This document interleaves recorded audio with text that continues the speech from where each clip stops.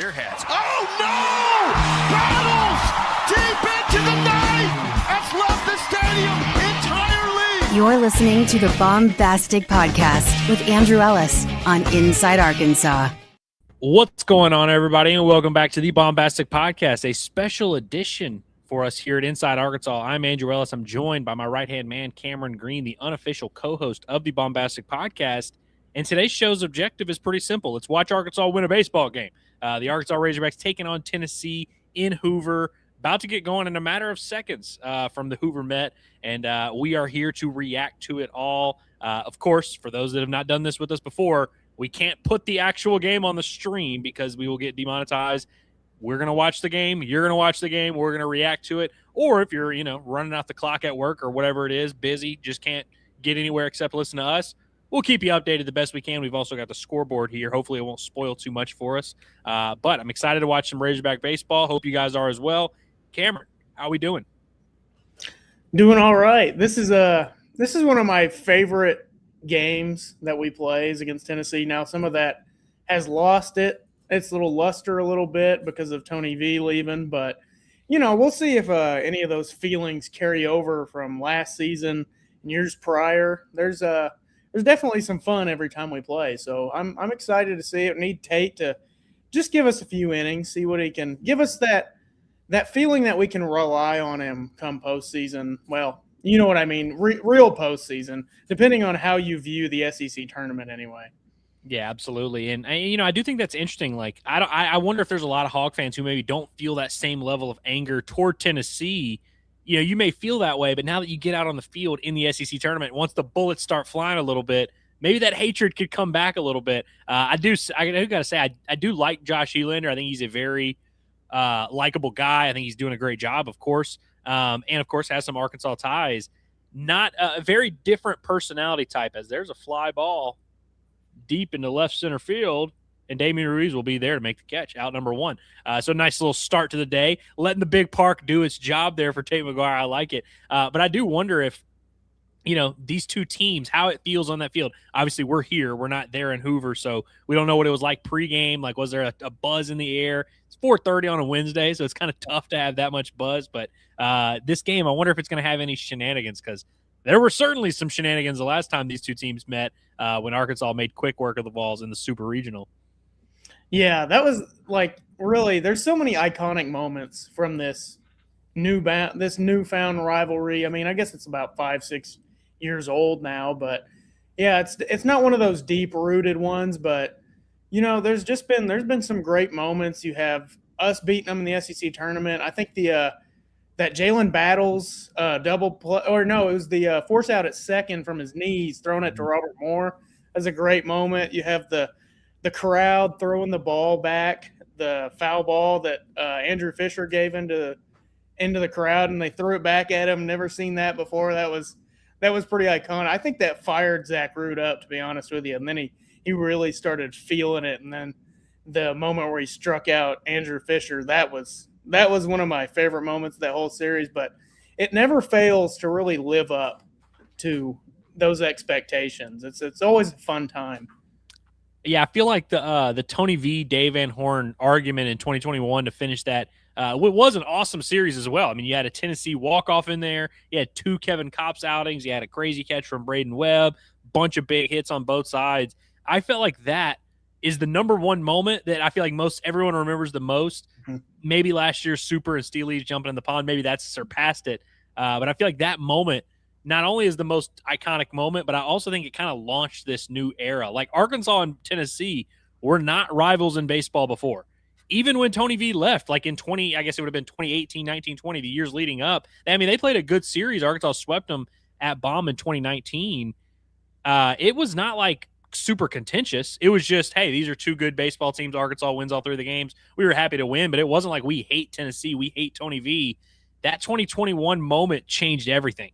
And just that series overall was very chippy. And then, meeting them in the SEC tournament championship back in Hoover later that year, no shortage of awesome moments, man. And, thankfully for Arkansas, we've been on the winning end a lot of those moments. It is fun to be, because with Arkansas athletics, it feels like we're on the wrong side of some of these rivalries a good bit, like with football especially. But it feels good to be on the winning side of one of them every once in a while, and this is one of them. And it's a lot of fun. And now you got the Elander thing, and that's obviously you got that connection there. 8 pitches in this at bat. But yeah, no, I always enjoy it. I'm trying to think of like some other moments that are forgotten between the two. I remember Jace Borfin homering against Chase Dolander. And I guess did Arkansas sweep him in 2023? Yes, they did. Hagan had a really good outing against them. Those aren't like iconic moments that no one could ever forget. But I remember in the moment, Von Walker was jumping for that one. And of course, that was the series that the SEC like intervened basically to make sure that series happened. Because they were like, how could Arkansas and Tennessee not be on the schedule? And they were like, we got to create this series. And so that was a really good series. I mean, honestly, we all kind of forgot about it because the super regional is what you remember from last year. But like the series that Arkansas and Tennessee played to end the regular season in 2025 was pretty hot too. Oof. I remember that. Are we going to get an ABS challenge? No. No, Ryder didn't. So Tate McGuire issues a full count walk after, what was that, 11 pitches? 10 pitches? Yeah. He gets a 2-pitch fly out and then issues a walk and a full count. Just a really good AB right there. Yeah. I just remember I was actually on the bus coming back from a baseball game watching that Friday night game against Tennessee when Patrick Wicklander was on the mound, and he gave up, I think, like 5 runs in the first 2 innings or something. Yeah, I was like, he was getting hammered. I was like, oh boy, like this. I mean, that was the team where you just always expected them to find a way to win. I was like, man, they're on the road. This is a really good Tennessee team. And then they did. They found a way. I think Robert Moore hit like a 2-run shot in the bottom of the first or the top of the second maybe of that game. And then they ended up coming back. But that series as a whole was really – I mean, there just aren't many dull moments, it feels like ever with this. Yeah, and I wonder if today's our guinea pig. We'll find out if this kind of has that same kind of feel. By the way, this is Henry Ford here at the plate, who Virginia transfer. You know, Virginia's coach goes to Mississippi State, and everyone says the entire team went with him to Mississippi State. Not exactly true. In fact, basically his 2 best players, Evan Blanco, who's going to start on the mound for Tennessee in this game, and Henry Ford, who was, I feel like, I don't know where he was ranked because I don't remember everyone's portal ranking off the top of my head. I feel like he was like a top 5 portal pickup, one of the top hitters, and Tennessee was able to get him. And Tate McGuire was able to get him. Looked like a right-on-right changeup. It did. 2-2. Just a little changeup underneath the barrel. I like that. It looked like the inner half, too. Yeah, that's like a ballsy pitch, honestly. Yeah. Just got him out in front a little bit. I like that. And it kind of tailed in off the heart of the plate. I think Henry Ford thought he was getting a cookie for a second. That's a good pitch right there by Tate to get a really good hitter out.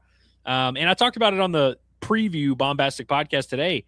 This is a huge moment for Tate McGuire. Not like we have to win this SEC tournament game, so you better pitch good, or if you don't pitch well today, you're done. But like, this is a huge chance for him to kind of solidify himself in that circle of trust.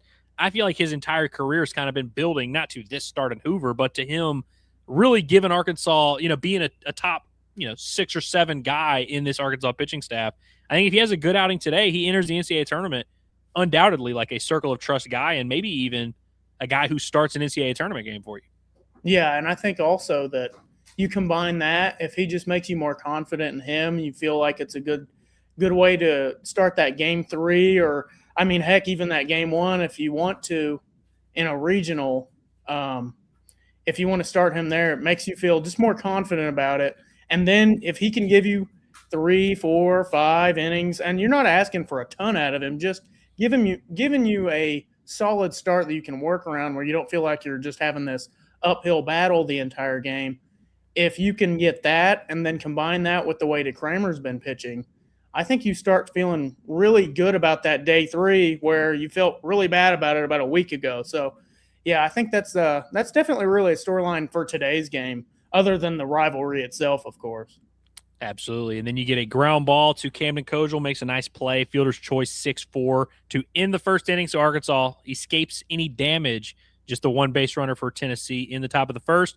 Before we get to the bottom of the first and we talk about this Arkansas lineup a little bit, I want to tell you about the official post-game sponsor of the Bombastic Podcast. Going to be with us all throughout the postseason, and we appreciate them for all they do for us. It's OZK Insurance. Let's talk insurance. Nobody wants to deal with the hassle of shopping around, and that's why I use and recommend OZK Insurance. They're based right here in Arkansas, and they shop multiple carriers to find the best coverage and price for you, whether it's home, auto, business, you name it. Whether it's Saturdays at Razorback Stadium, Friday nights at Baum Walker Stadium, or a Wednesday afternoon at the Hoover Met. Which, by the way, you need protection you can count on when you're at the Hoover Met. We'll talk about that in a second. But you want that protection you can count on, and you can count on OZK Insurance, who has over 600 five-star Google reviews. Get a free online quote at ozkinsurance.com, or you can call 479-715-4200, or check out their mobile app in the Google Store or Google Play or the App Store. OZK Insurance, protection made simple. So for this Razorback lineup, as a matter of fact, before I'll ruin the stat broadcast for just a second because I'm going to pull up the lineup real quick. Batting first for Arkansas and playing left field, Damien Ruiz, Camden Kojal, Ryder Helfrich in the 2 and 3 spots, Zack Stewart in the cleanup spot. We saw this happen. I can't remember which game it was over the weekend, but he's coming off of a crazy bender in the state of Kentucky where Arkansas kind of experimented with putting him in that leadoff or that cleanup spot. I guess it was for the series finale. He did a good job there. He remains at number 4, TJ Pompey, who also has gotten a little bit of a bump in the lineup here lately. He's batting 5th for Arkansas, Souza 6, Kahio Aloy 7, Micah New at 8, and Reese Robinette makes his return. I believe this is Reese's first start since returning from injury. I could be wrong about that, but I feel like this is the first game he's actually started. He's appeared in a few games, but I do believe – do I have that right, Cameron? Does that sound right? First start for Reese Robinette? I do believe that that's correct.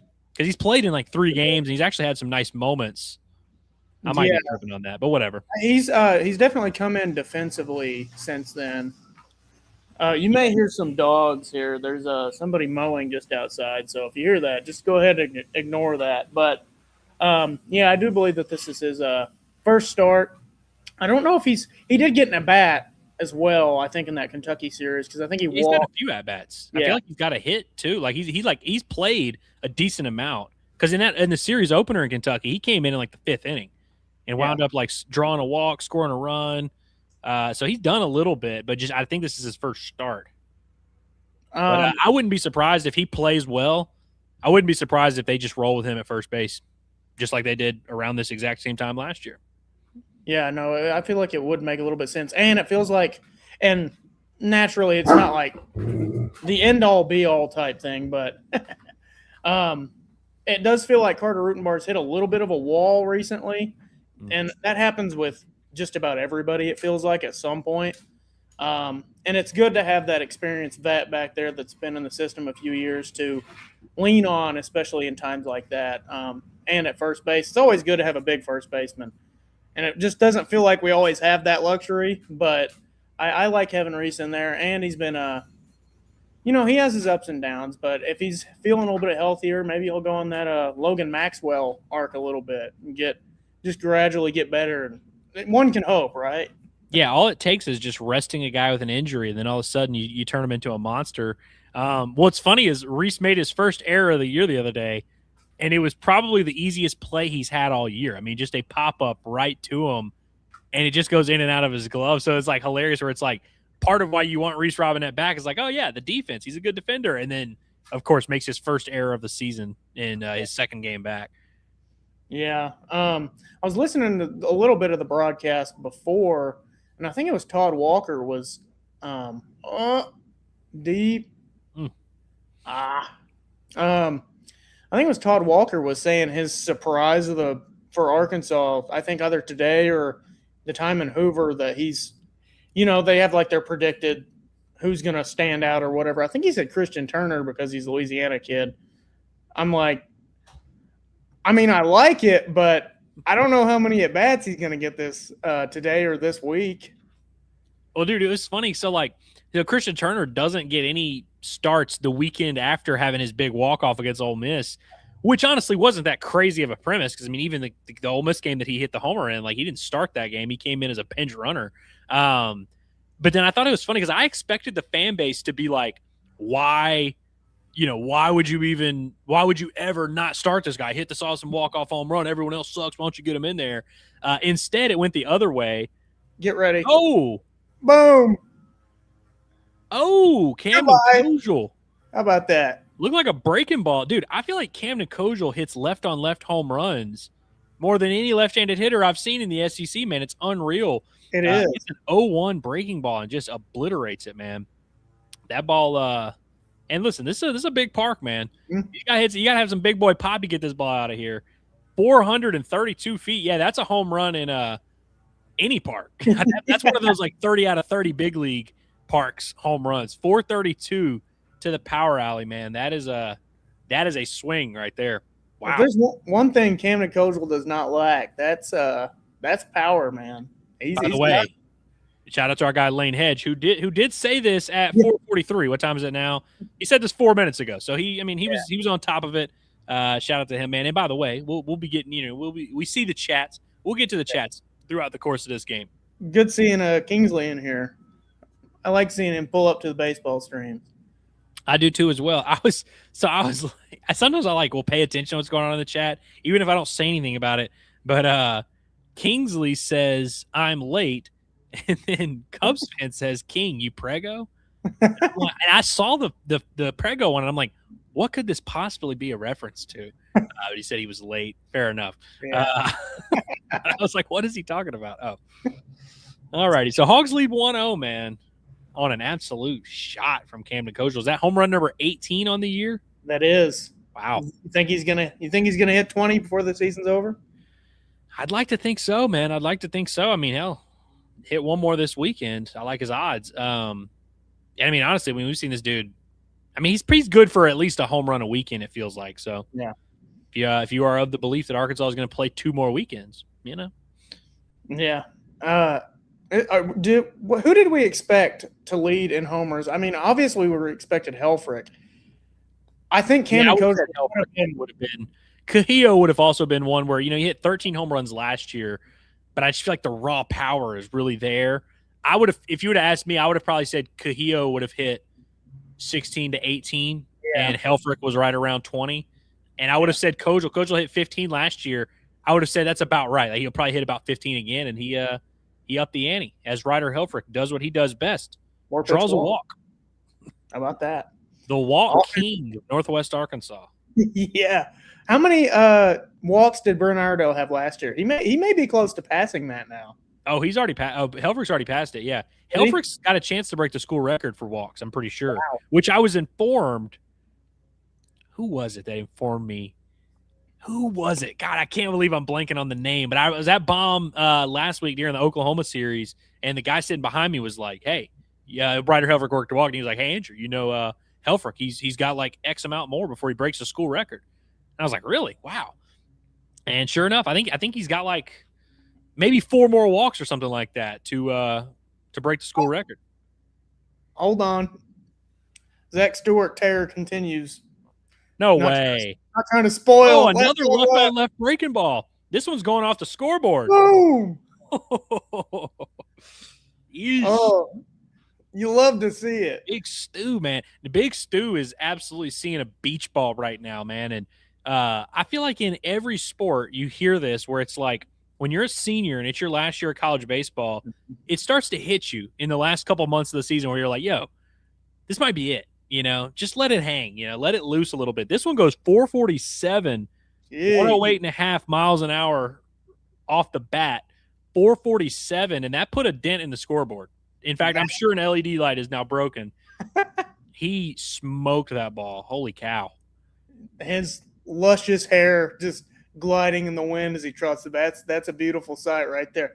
And coming into the preseason, we both were not – I mean, we knew it could be in there still, but the way he performed and the way he's just completely turned it around in the regular season and now the postseason, if he can ride this, that gives you another power bat that can be really important here in the postseason, especially if he gets it that far. That's leaving any ballpark too. And that's another thing, like they're showing the power in this ballpark, which I believe there's actually been quite a few home runs so far in this SEC tournament. That's good to see because in the postseason, it feels like it's really a pitcher's game for the most part, and especially in Omaha, and it's really hard to get it out of that ballpark. So if you can hit missiles like that, that could be huge. Yeah, that's 4 straight games with a home run for Zack Stewart. I believe that's either 12 or 13 on the year, and we're getting up near like 60 for his career. I mean, it's a dude that is homered a lot. I believe this is the 4th year of his career where he's had double-digit home runs every year of his career. And here's a guy at the plate, TJ Pompey, who is not afraid of hitting home runs. I wonder, and listen, obviously now we spoke about Stewart and Pompey being in the 4 or 5 spots. Those are 2 guys that have been very boom or bust. You know, you don't really know what to expect from either one of them. What's happening here? TJ Pompey beats that out, and it's going to go. There you go. I think we're going to go hit and error on that one. I think that's the correct ruling there. Yeah, I'd say so too. Because he was going to beat it out with no throw. He was going to beat that out, and then the throw advances him. So we'll go single E5. Yeah, he's or good. No, is that E1? Yeah, E1. Man, all righty. So Arkansas, after a quick Damian Ruiz ground out, which was a pretty well hit baseball, if I'm being honest. You have home run, walk, home run, single E1. What a start to the game for the Arkansas Razorbacks. And by the way, Blanco, this is not like Tennessee throwing some like just random 5th arm or something like that. This is their number 2 guy. Tegan Coons, their Friday night starter, is an absolute monster. Like, I'm glad Arkansas is not facing him. He's their ace for sure. There's no real debate about that. But like, Blanco leads them in innings pitched, and was a guy that going into last year at Virginia was on like the Golden Spikes Award preseason watch list. Like, this is a senior who's been to Omaha before, was a huge fixture in an Omaha team a couple years ago. Started in the SEC a bunch now. Like, he's this is a legit weekend arm that Arkansas is making look bad. How many pitches? Lefty up here. Dave was like, I'm not worried about this lefty again. I'm not worried about my lefties. I'm gonna keep all my lefties right in the middle of this lineup. And we're just gonna get them. How many pitches do you know how many pitches he threw the other day? Blanco? He threw 99 pitches in Friday's game, I think. I can't remember if it was Friday or Saturday. So he probably – I mean, I think he's going to have a fairly decent workload, but I don't think they're going to throw him 100 pitches. Maybe you can get it to the point where they punt. Honestly, like if you bury them just enough, they'll be like, I guess we'll just ride into the postseason. Let's not waste – like eventually they'll probably throw – like, if we were up, we might – well, if we were down like this, 6 runs or something? Ooh, there we go. Getting down more extra bases, another left-on-left breaking ball, absolutely obliterated by an Arkansas left-handed hitter. Souza rips a double right down the right field line. 112 off the bat. Sheesh. They're lacing him up. And so who came in to score? Pompey comes around to score on that one. 4-0 Arkansas with 1 out in the first inning. Was that just the game plan was just like literally don't swing at anything else until you get that breaking ball and he's going to hang it maybe 4 times. It does feel like it. It does feel like it. Man. That's impressive, man. That's so hard to do as a left-handed hitter. I mean, some of the best left-handed hitters you've seen hate hitting left-handed pitching because it's just a weird angle. Knees and elbows coming at you. Ball starts off behind you. To stay in there and then really drive the baseball, that's impressive. It would be they're making it look. It would be really nice to feel like this offense is just getting hot at the right time. And it already has kind of felt like that. I mean, they've scored I think in the last 6 games or so, they've scored 4 10-plus run games. So that's pretty good stuff. Yeah, no, it is. And it is a decent time. This is a decent time of year to get hot. If you can schedule it, right about now is about when you do want to start to kick it into gear as an offense. Kahio Aloy. He did belt. Is robbed of extra bases. Hits one up against the wall. That was just like an 0-2. Looked like a heater. 0-2. I don't even know if that pitch is in the zone. He just kind of slapped at it and almost hit it out. I would have been gone at bomb. Yeah, would have. Mm-hmm. would have been 6-0. Yeah, But elevated that's heater. another good thing. If you do have those struggling like day 3 pitchers, playing in a bigger ballpark definitely helps. Oh yeah. Well, dude, when you now if you're Tate McGuire and you're going out there, you've gotten a 4-0 lead, you've gotten through an inning already, and you've got a big ass park behind you. It's like, yeah, just go to work, fill up the zone. Yeah. Would really like to see Mike Anu get rolling a little bit here. Yeah. Well, I also just like having him in this, like, he's hitting 8th today.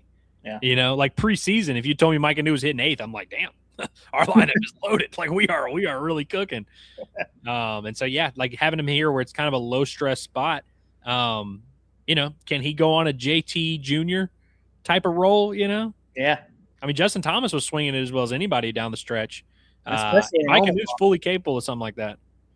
Yeah, no, I definitely think so. And it really did feel like he was starting to heat up just a couple weeks ago. Hasn't quite got it going 100% yet, but man, if he does, it would be a great time for him to get rolling. This looks like a squad that would like to play a game or two more. Yeah, in our home ballpark. It does. Did you? I'm sure you've seen the clip with Clay talking it up. I thought that was very interesting. Yeah. Well, because like, you know, when they say that, like, hey, everything's right in front of us, usually they're talking about like winning a championship or something, you know, oh, going to Omaha or whatever. He's like, hey, you don't want to have played your last game at Baum, just keep winning. Mm-hmm. The nerds might try and keep us out, but you know, we'll see. You know, sometimes everybody goes into these tournaments, and we did it with basketball, where you're like, hey, does this really mean all that much? But whenever you win it, it's hard not to talk yourself into just about anything. Like, hey, they just won the SEC tournament. Georgia's in there. Florida's in there. Hey, if everything just goes right, maybe you can just go on and win it all. I mean, you always got to find a way to make yourself believe that your team can go on a run. And I think that's one of the big ways you can actually do it, even though sometimes it really doesn't mean all that much. I mean, Vanderbilt last year, they won it, and then they got knocked out of their own regional. So it doesn't always lead to that, but it can build some confidence within your fan base, within your team that has had its ups and downs, and just kind of feel like you can, if things go your way, you can really accomplish what you want to. Yeah, absolutely. And there's always a balance where it's like you don't want, if winning costs using Parker Coyle 3 times, you know, making 100 each, throw 130 pitches, I probably don't want to do it. But if we can just show up, play good baseball, like what Arkansas is doing right now in this game, they're playing great baseball. I mean, they've used Tate McGuire for 20 pitches. Like it's not like it's taking this massive toll on them. Once you get later in the week and maybe it's Saturday, you've played 3 games in 4 days, and now you're starting to run low on pitching. Then you can kind of start making those decisions of like, oh, what do we do? Do we want to overexert ourselves? Do we want to use these many guys? And that's what we can do on Saturday. But in terms of today, it's like, dude, just play the game in front of you, and then we'll kind of figure out what we need to do from here. You were talking about Tennessee and kind of their plan. Would they just punt this game? Once you start getting down, like if this game is 8-1 in the 6th inning, I bet they're going to start throwing. You know, I wouldn't be surprised if you saw Tegan Kuntz come out and just throw an inning where I think Arkansas had Gage Wood up in the bullpen last year where they were like, we might as well just go ahead and throw him if we're about to go home, you know. Now that it's single elimination, it's like a completely different psyche. Real quick, we'll get to some super chats because the super chats get read first. It was PHF Bomb Hog is who I was talking to somebody the other day about Ryder Helfrich and the walk record. He was saying it's Caglianone's record, which I don't know, is that like the SEC record or something like that? Maybe. You know, maybe I should just look this up, but the record was 57. I don't know what that was on the year for Helfrich, but it got to be getting close. Hold on, let's see. So for Helfrich, that was walk number 54. So I mean, he's got a real. I mean, he might get to 57 by today. Yeah, he really could. Yeah, no, that's impressive stuff. And also, my guy L, one of my favorite baseball fans on this planet is L. Says almost to a year. Let's go. I'd say a bombastic OG, man. Like I remember back in the day when we first started a bombastic and had like 250 people, you know, viewing each episode. I remember L being in the chat, you know, supporting, and I appreciate that. And I don't forget crap like that. As Tate McGuire, makes quick work of Levi Clark, who is a very good baseball player. Yeah. I've liked what I've seen from Tate so far. Mm-hmm. Not messing around. You get that 4-run lead. I'm not about to start nibbling. I'm about to come right at these fellas. Who's your bet to have the first challenge here?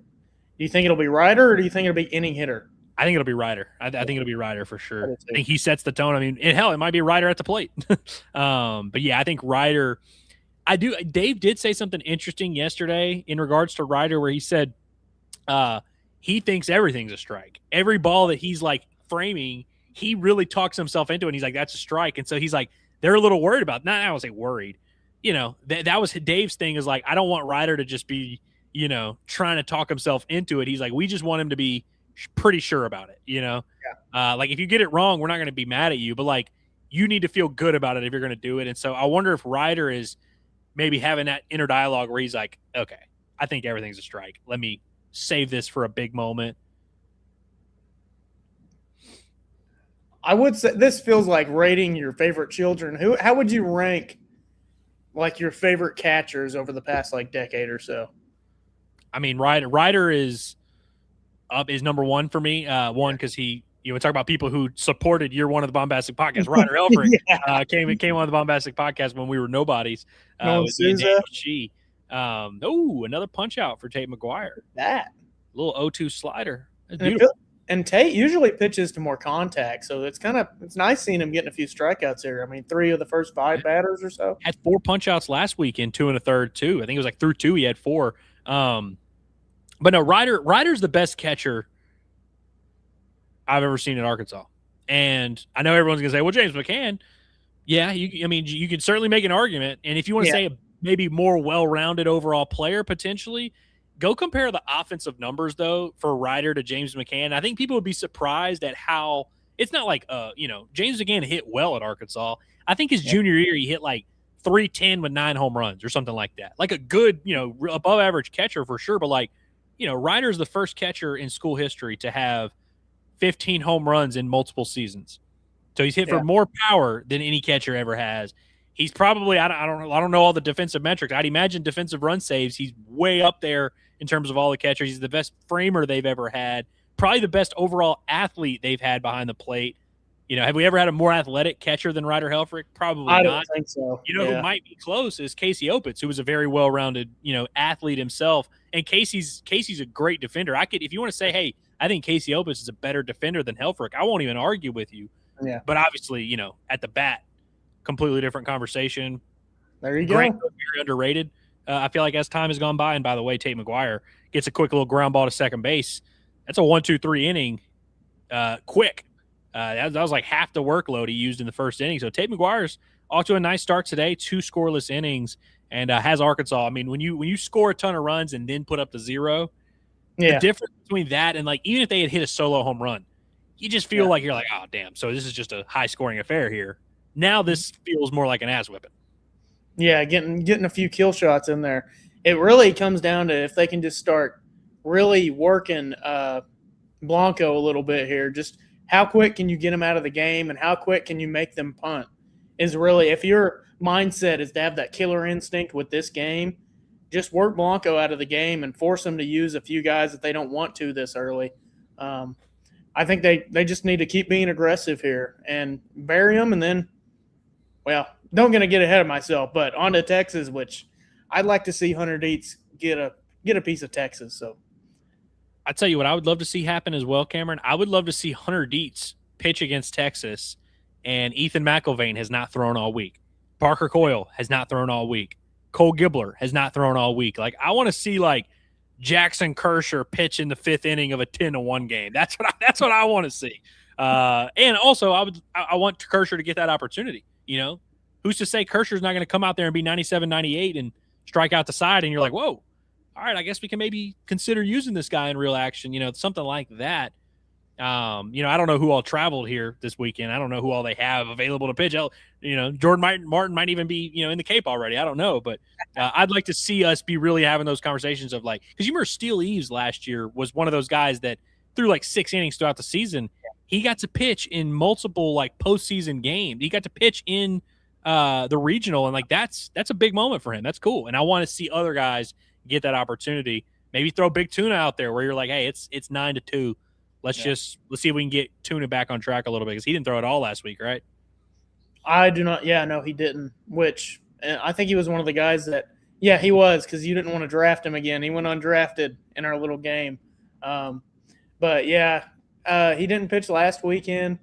It would be nice to have that kind of comfort knowing that you can pitch him and not feel like there's a lot of stress there. And honestly, sometimes that's just what a pitcher needs is just to not feel the stress of the game weighing on them, and they can just relax, let loose, and just execute one pitch at a time. So it would be nice to – I know not everybody's going to agree with that to a degree, but it would be nice to see him kind of get a few innings that just build up his confidence a little bit. Yeah, absolutely. Speaking of that catcher conversation, Kelku says Ryder has other skills outside of catching, but you didn't run on Opie. I think Casey Opitz was the best at controlling the run game, and it's really not that he had this like crazy arm, but he was just accurate. I mean, he would never miss a throw. They would always be right there where you can get a tag. Just his efficiency behind the plate, the efficiency of his movement. He was a second baseman catching is what he was. You could have easily had Casey Opitz start in the middle infield, and like he would have done a great job, and nobody would have thought anything about it. As Reese Robinette goes down looking at a 91-mile-an-hour strike. And I see here Spill Cold says Ryder's easily my favorite, but postseason Michael Turner was special. He was, man, and he was just good. He was consistent all year, especially with the bat. Really consistent. And this is a dude that they really converted. I want to give Bobby Warnes a lot of credit here because he develops these catchers. He's the main guy that kind of teaches the fundamentals back there. And every catcher at Arkansas you see gets better and better and better. Hell, when Ryder was a freshman, there were a lot of people who were like, this guy sucks. He can't catch. He's letting anything get by. And year over year, he's gotten massively better each year. Turner was playing third base at Kent State. And then he caught a little bit, caught some here and there, and now all of a sudden it's like you look at that guy. I mean, this dude's going to catch in the big leagues. Yeah. He's at AAA level right now, playing pretty well, is probably going to wind up catching in the big leagues. That's a huge thing for Arkansas to be able to pitch to transfer portal guys. Is like, dude, we had a guy, Michael Turner, who not only came in and hit in the middle of the order and was a stud, got drafted and went from a third baseman at Kent State to now catching in the big leagues. Like that's a big deal. It's got to be appealing if you're Yavorsky Lane Jr. to be saying, hey, if I go there, which he's committed, but honestly, I mean, do you think he'll end up getting drafted and probably sign? I think that's extremely possible. I also just don't think he's going to be the everyday catcher as a true freshman. Yeah. I mean, who knows? I haven't watched him catch up close and personal. Maybe I'll watch him this fall and I'm like, whoa, okay, maybe he is. I think he's a guy that, similar to Carter Rutenbar, could be like your starting left fielder. Or maybe ends up, nice piece of hitting from Damian Ruiz. 2-2, gets an off-speed pitch and just hits it into right field. I like that. Good approach, as they say. Yeah. But I think Jaworski's the type of kid that could bounce around a little bit and probably get in the lineup somewhere else and contribute as a freshman. I don't, and it's not even a knock on him. I don't buy the idea of any freshman catcher being your everyday guy right off the bat. I know Kentucky had one last week, but like even Helfrich, he was, Arkansas could have started him and it would have been fine. You know how good Ryder Helfrich is. He hit 175 and struggled defensively as a catcher as a freshman. And it's not because he sucked. It was just like, it's hard to do, man. Man, I thought that was going to be gone off the bat. But. Oh, wow. Fastball to Kojal, and it gets out to center and just wrong part of the park. Yeah. Probably hit about 390. Putting pressure on him.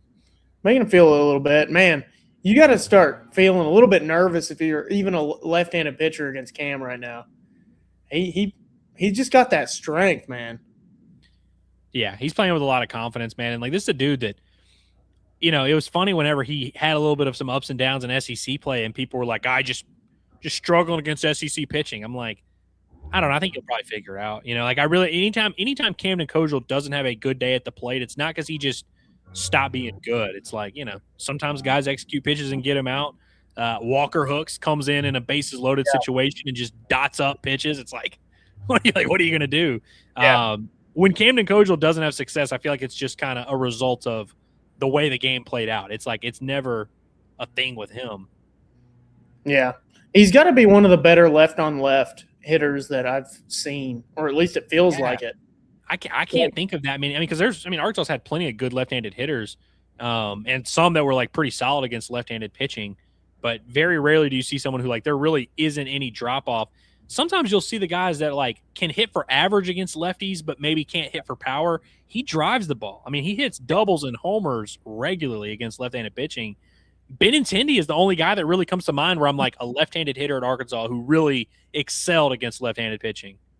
Kerstad could hit left-handed pitching, and I'm sure we could pull up some clips of him homering against lefties, but I feel like he was clearly worse against left-handed pitching than he was right-handed. Yeah, it feels man, between him and really Helfrich, and crap. Nice play over there. Yeah, on Ford, he's pretty good over there. I mean, he's a projected first-round pick, isn't he? I would imagine. I don't know that off the top of my head. I haven't checked Overslot's latest. Let me pull up Overslot real quick. See what they got going on, because I want to know what they have really about everybody, because I need just like Tennessee's team overall. I know Joe Doyle loves Tegan Kuhns. That's like one of his favorite arms in the country. He's lights out. And he's gotten a lot better, because I remember him pitching at Arkansas last year and not thinking he was like that great. Yeah. He's taken a huge step forward. All right, but while I get Overslot to pull up, we'll go through some chats real quick. STL says, Tate McGuire, game 1 starter if we host, #overreaction Wednesday.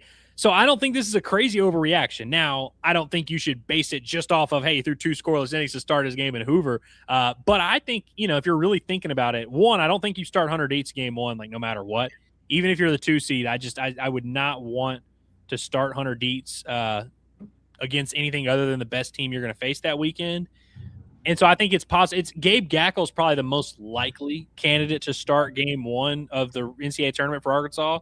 But especially if Arkansas winds up hosting, if you're playing a 4 seed, I think it's extremely possible that they piece that game together with McGuire and Tuna. Like, and honestly, as bad as Tuna's been against a 4 seed, I trust him. And he's been over that. And he's been lights out in those midweek games, and it's closer to a midweek opponent than it is like the average weekend opponent. So maybe there's some sort of mental side to that. But, yeah, and it's kind of odd because coming into the year we were saying that our rotation that we thought was going to be Gackel, Dietz, then McGuire, and we were both surprised whenever they came out and said Colin Fisher. Do you remember that? I do remember. Well, yeah, I remember when they started Colin Fisher in the fall, and we were like, whoa, how did that happen?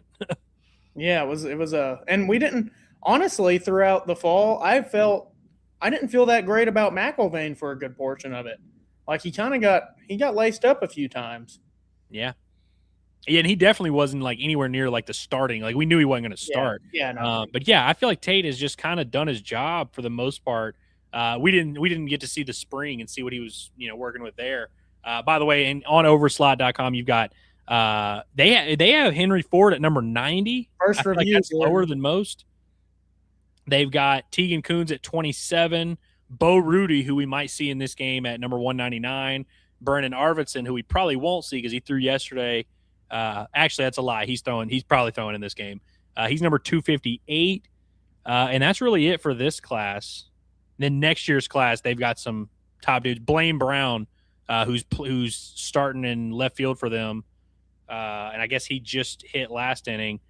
He's going to be a top 20 pick in next year's draft. We just got our first challenge. Oh, did I miss that? Yeah, we got our first challenge. It got overturned. Unfortunately, they. Tennessee challenge one. Yeah, Tennessee. Okay, did. I just got back and see it's one and saw the foul off and saw it go 1-2. Yeah. But Arkansas hasn't lost any challenges, right? No, not yet.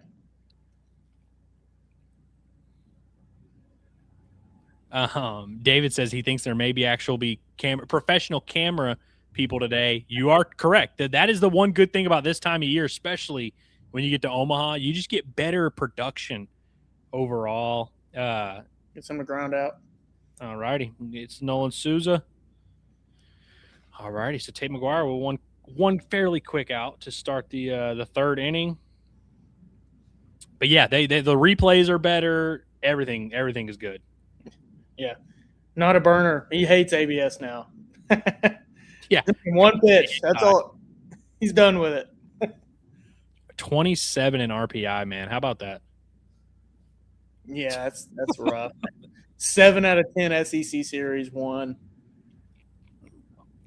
When, like, dude, I'm really not even in that camp that's like RPI is useless. You know, it's a metric. Yeah. It's just crazy to me how many people will cling to it and like view nothing else affects their thought process. Trying to have a conversation with Daniel Shee is like trying to pull teeth. And then he just loves RPI. He's like, you cannot host with an RPI that's outside the top 20. You cannot. There we go. Good. All right. Infield pop up. All righty, Pompey. Thank you. And they make you a little bit nervous sometimes, don't it? More than years before with this team because they're fielding. And that one Maurice Robinette error last week, that hurt to watch. That was brutal. Well, because like, you know, if you get caught up in the wind and you lose the ball, when it hits you right in the glove, it's like you did the hard part, man. Like tracking it and getting under it, that's the hard part. Just closing the glove, that's all you had to do from there, man. There's Tennessee's first hit. All righty, little base hit into left field by, I guess, is that Marin? I think so. Oh, no, that's right. That's the leadoff guy, right? Yeah, it's the second trip through the order. Do they have them figured out? We'll see. Yeah. Two outs don't beat you. No. But honestly, if you're going into like a regional or something and you can expect 3 innings out of Tate, just let him go through the order. If he's really dealing, let him keep going. Or if you just get the minimum of 3 innings, you can kind of piece that together as long as you're just not in that hole, which they've been in so often this year.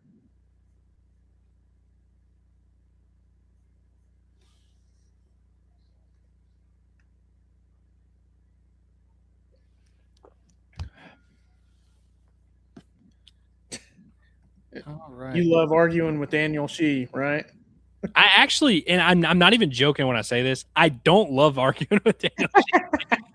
I get so worked up. He's the only person that like effectively rage baits me all the time. Last year we started arguing during LSU was playing Little Rock in the regional, which hilarious looking back. This is like Little Rock's best chance, but I think it was like 9-7. Oh, we got a pop up. Yeah. It's going to get caught, you think? All right, yeah, we're good. Mike Anu catches the pop-up. And Tate McGuire is through 3 scoreless innings. Let me pull up the numbers real quick because it's been impressive. It's been impressive, man. 3 innings, 1 hit, no runs, 1 walk, 3 strikeouts, 44 pitches, 32 strikes. That is what we call getting it done right there, Tate. Mm-hmm. And honestly, this is one of the better offenses in the SEC. They've hit 111 home runs on the year.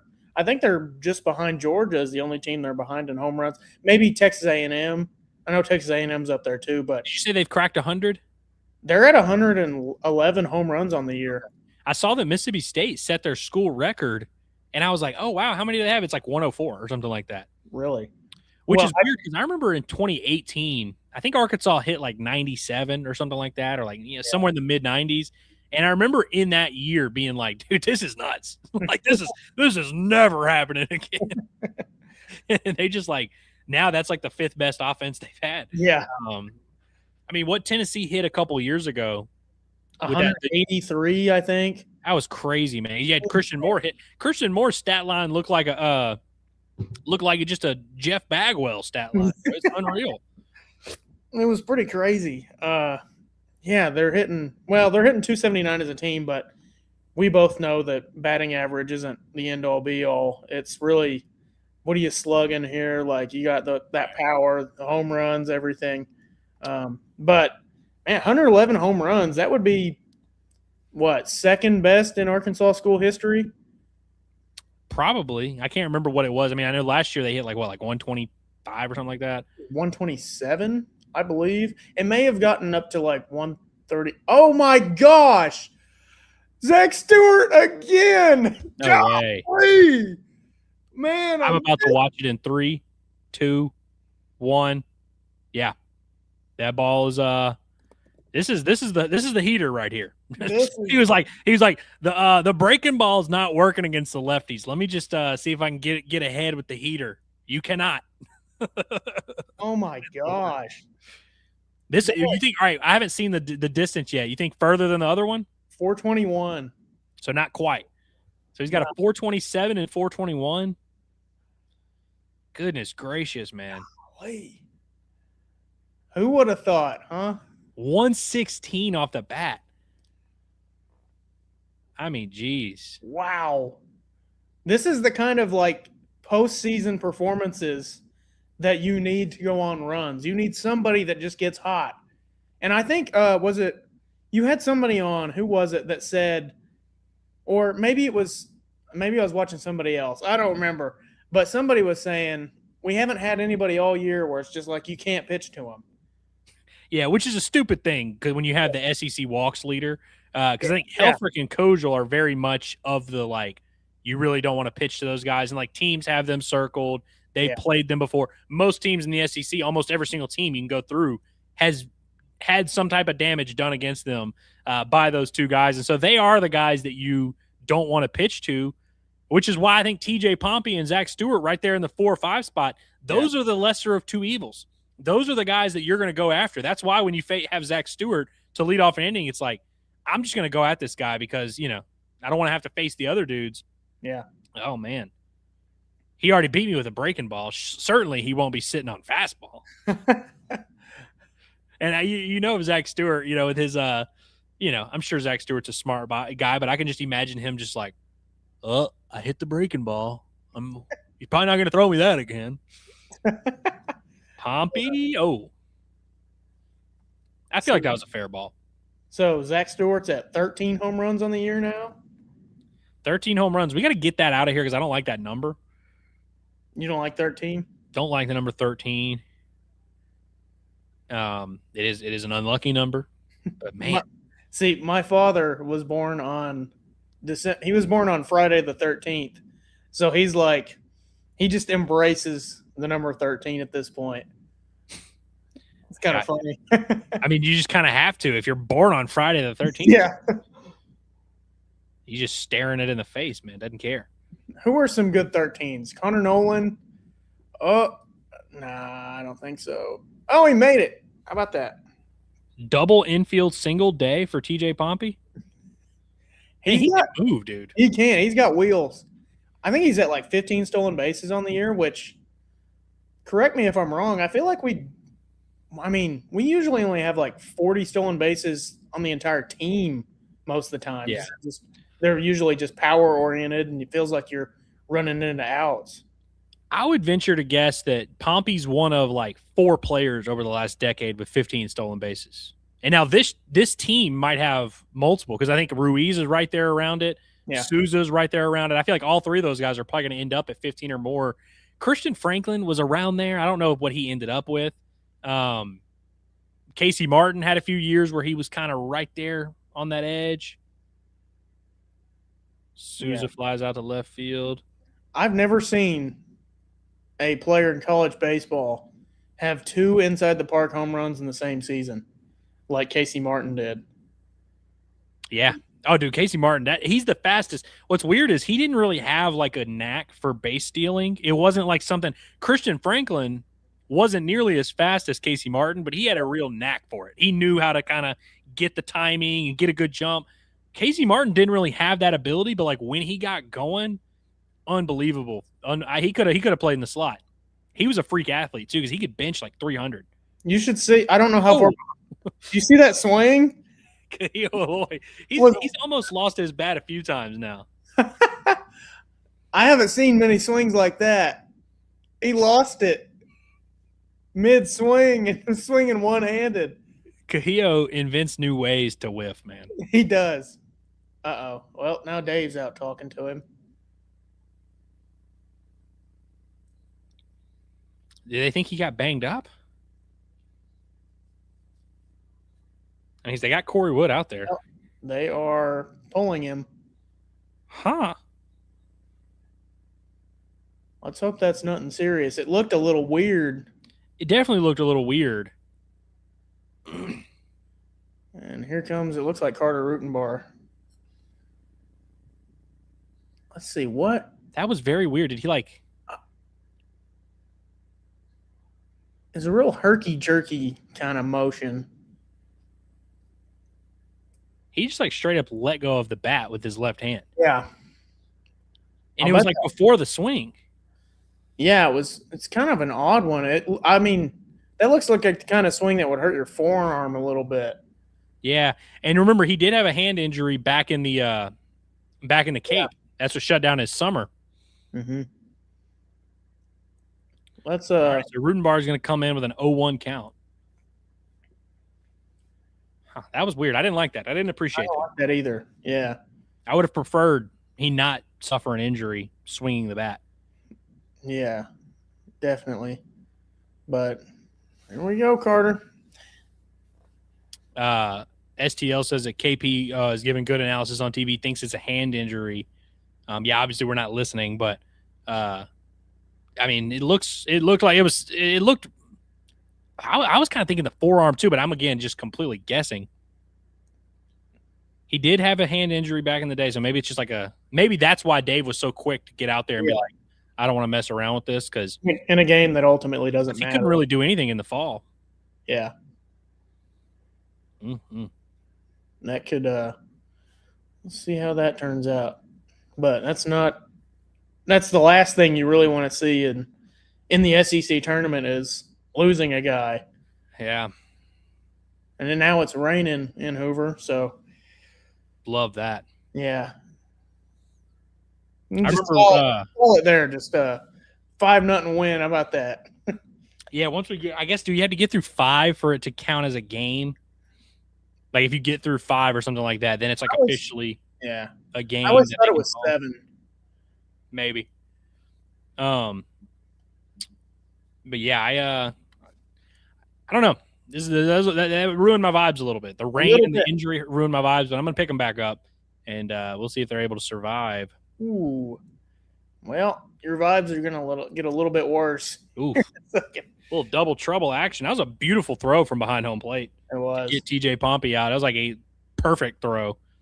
Doesn't get much better than that. Just the second time TJ Pompey's been caught stealing all year. It's well, it's unfortunate. Good pitch to throw on too. Yeah, heater like right kind of on the edge.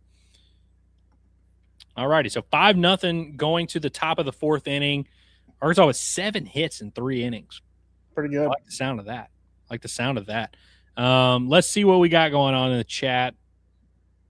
Where are we at here? Donna Burner says Nate showing off the guns with the cutoff sleeve. I mean, he's got no choice. I mean, they come through, man. If there's anybody who does not take any days off in the gym, it's Nate Thompson. That dude is freaking ripped. Ellie wants to know. She thought Ryder was close to 15 stolen bases too. Is she crazy? Not crazy, but I think he's at like what 7, 8. Which is for a catcher, like I can't imagine many Arkansas catchers have had like more than 5. I know Opus was kind of around there too. He'll probably get to double digits, so he's kind of flirting with double digits, which is interesting. Yeah, he's at 8 of 9 on the year, which is, 8 of 9 is that what he is? Yeah. Yes, he'll probably get to double digits. That's impressive for a catcher for sure. Lindsay wants to know, what is your favorite number? We were talking about your dad kind of embracing the number 13, which is honestly insane. If that's crazy. By the way, before I think it was right when Zack Stewart was about to hit that home run that you said something about other good 13s. Connor Noland is the one that came to mind. I really can't think of many. I'm trying to think. Was Barrett Jason Jones? Jason Jones was number 13. Jason Jones having a great year, by the way. But my favorite number, I don't know if I have a favorite really. Like I don't feel that strongly about it. In high school, I wore 4, and I don't even remember how that came about. Yeah, I used to wear 5 a lot growing up because of Darren McFadden. Yeah, did the same thing. I always loved Andrew Benintendi, but I didn't like the number 16, so I never wore it for him. But when I was a kid, I wore whatever number was the coolest Arkansas player in that given moment. That's what I was wearing. So I had my also they're going to Parker Coyle. Huh? Taking Tate McGuire out, which listen, them shots by design. Yeah. I don't get why we're doing the training wheels thing here when we've got a short pitching staff. Now everyone's available today, so they're fine. Yeah. I don't know. I kind of would have liked to see like could Tate McGuire get through 5 innings against an SEC team? I would like to see him try.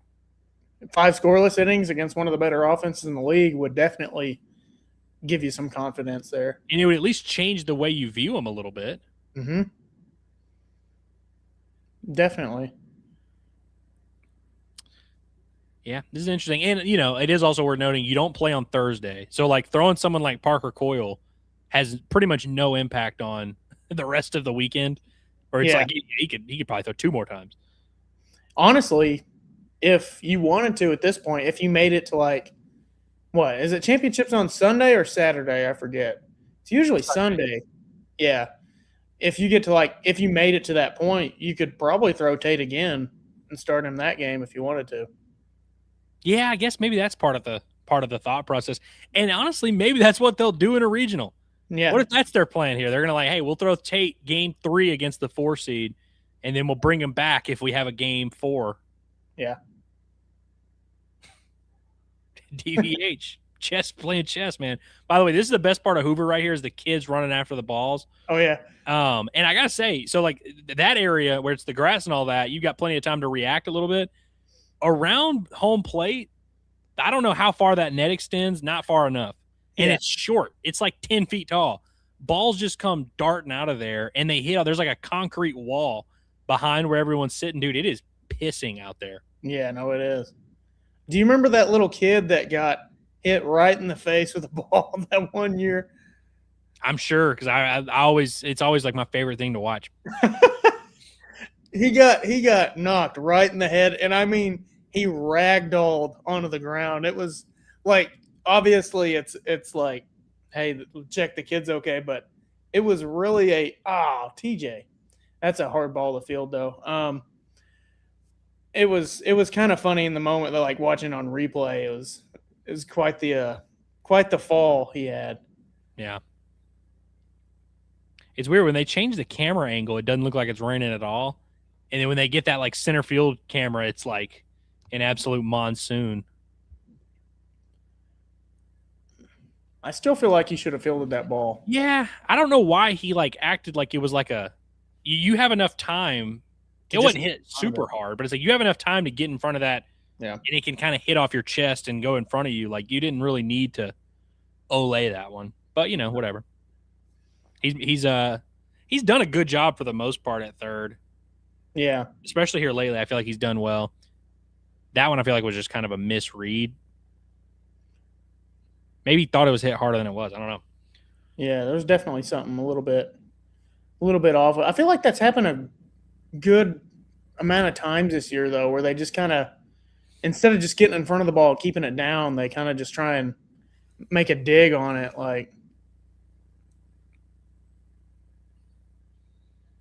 Also, I'm assuming they went hit on that. Oh, no, they go error, straight up E5. Yeah. Interesting. I mean, not that I think that's a bad call, but I just assume when it doesn't touch the glove, they usually go hit. Yeah. Parker Coyle getting squeezed a little bit. So when would if we were to play LSU, which round would it be in? Do you know? No clue, because I don't have the bracket memorized. I have no idea. I just know that it would be Texas, and then I think it's supposed to be A&M, but I don't know where LSU comes into that or what side of the bracket they're on. Yeah. If it ends up being the title game, that actually would stress me out a little bit because it's dude, if they punch their ticket to the NCAA tournament against you. Yeah. Oh, and that would be a good way because they ended your season last year. That'd feel good to end their season like that. It would, but it would just be so gut-wrenching if to they let those dudes into the NCAA tournament. That'd bum me out. That would really grind my gears. Oh. Well, that's what in the world Oh God. Yeah. God. Oh boy. Micah New just gets gets juked out by the baseball there. The ball that was in his hand. Yeah, I know. That was weird. So that back-to-back errors. I mean, they'll go base hit on that one for sure, but then like they advanced on another E8. So you got E5, E8 in the same inning. It may be time to take a little break here, right? Yeah, like yeah. It's a hurricane out there.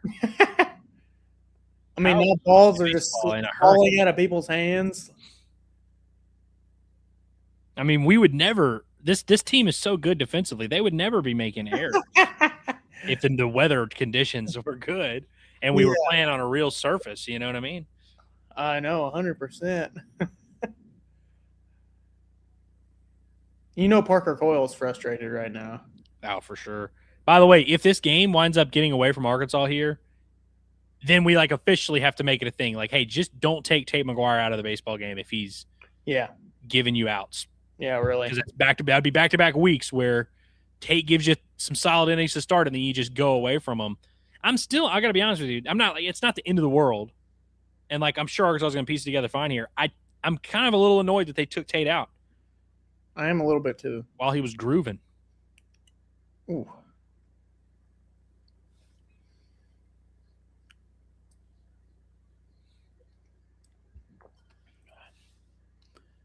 So how many times have you been to Hoover? Twice, only twice. I went 2021, I went to one game. I went to the Ole Miss game that they won in, I guess, the semis. It's like 3-2 against Ole Miss. That was a fun game. And then I went 2022 and stayed for the two games they were there, which did not go well. Let's see, did they lose? They lost to Florida in one of them. Was it South Carolina? In the first. Oh, yeah, Bama. Because they just came off the Bama series to finish the regular season. And it was like, oh, boy, we got to play these guys again right down the road. Yeah, that was not a fun. I remember thinking for sure. That was also the year that Dave. Oh, his soul left his body. That's double swords today. I feel like they Tate got at least one sword. Yeah. You're not a sword. Yeah. You're not a sword. You know what my favorite bench warmers quote is? Two foul tips in front of salad girl. I love that one. We really should embrace beef stew. Beef stew was great too. Yeah. We should. That should be. I mean, I think the Razorback account tweeted something about. I think they said hot stew coming through or something like that. We that really was a big should. punch out. That was, we'll see if it ends up holding out. But I mean, to have runner at third, less than 2 outs, that's big time. Be massive.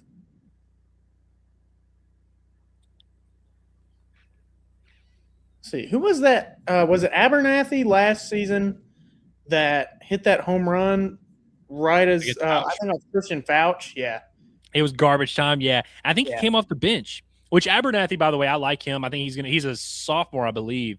I think next year is going to be a pretty intriguing prospect. Hey. That's just a brutal spot. Like just a magic that's like the Bermuda Triangle out there. I know. In the outfield, everybody was kind of playing back, which I don't really understand why. When you have a chance to cut down or run at the plate, like there's a lot of room out there in right center field, and that's exactly where it was hit. Kojal, crazy enough, probably had the best chance to make this play. You know who would have made that play? Vahiva Aloy. Vahiva Aloy and Jalen Battles both. Arkansas in the dugout right now for sure. And that's a crazy play. Like if Kojal had made that play, I'd have been like, holy cow. Yeah, that'd have been unreal. But those dudes made those plays a lot. That sucks because he pitched around it so well and he got that crucial strikeout. Just for that to be what bites you. Brutal. That sucks. And so it's like, so you got 2 actual errors. One that's not an error, and that shouldn't be an error, but like just kind of a tough, like if you're just a better defensive team, you make that play. That's the one thing that really does worry me. I mean, like, obviously, if Arkansas gets to Omaha, like, it's going to be hard to be worried about anything. Arkansas in a big-ass park in Omaha. Like, you remember in Arlington, we were worried about it, especially when they were playing Cahillo out in right field. We were like, man, I don't know what we're going to do here. I see a lot of people knocking New. And, you'd like to have your center fielder close to that one. For some reason, they had him playing, like, in the left center gap, like up against the wall. I don't know if he realistically had a chance to get there. Okay. All right. Yeah, it's a routine fly ball. You're good. I think that would have been out at bomb, too. We are headed to the bottom of the fourth.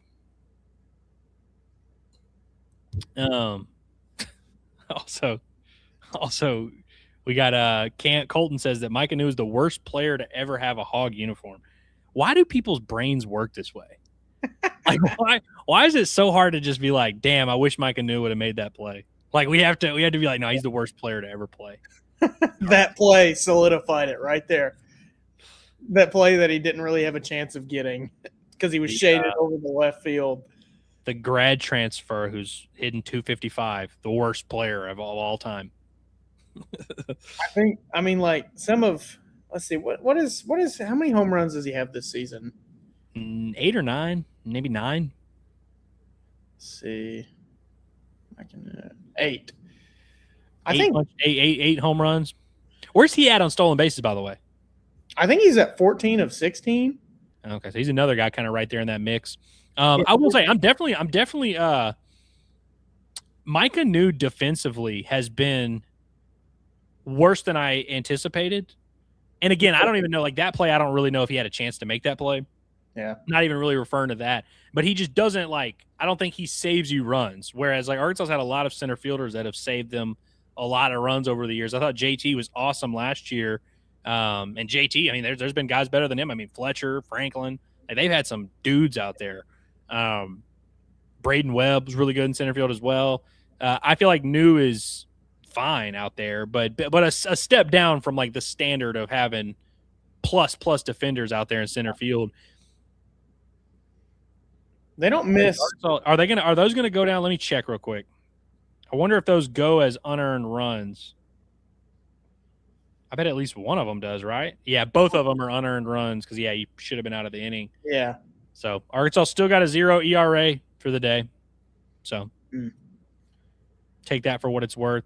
I wanted to get to this chat earlier. I'm looking for it now. Where was it at? Which one is it? Our guy David wanted to know if Elander was, like, cooked at Tennessee. And I don't know if this is just like a joke or not, but, like, no, he's definitely not cooked at Tennessee. In fact, they're kind of getting hot down the stretch. Now, obviously, they're losing today, but, like, Tennessee's, like, kind of been on a tear here lately. They were supposed to be a little bit better, but, like, they're still ranked. I think they're like top 25 right now. Not going to host a regional, but, like, top 28-ish in RPI. And they've been playing some good baseball down the stretch. I definitely don't think he's, like, getting fired after year one. No. Plus, it's a tough situation.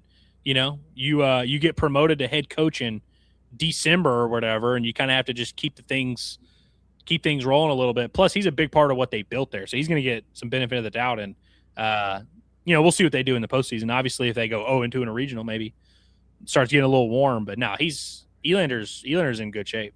Yeah, no, I think so too. And I would also say that he's got less pressure at Tennessee than Early did at A&M, because Early had a lot of that team returning last season and didn't even make the tournament, what was like a preseason favorite to win it all. Yeah.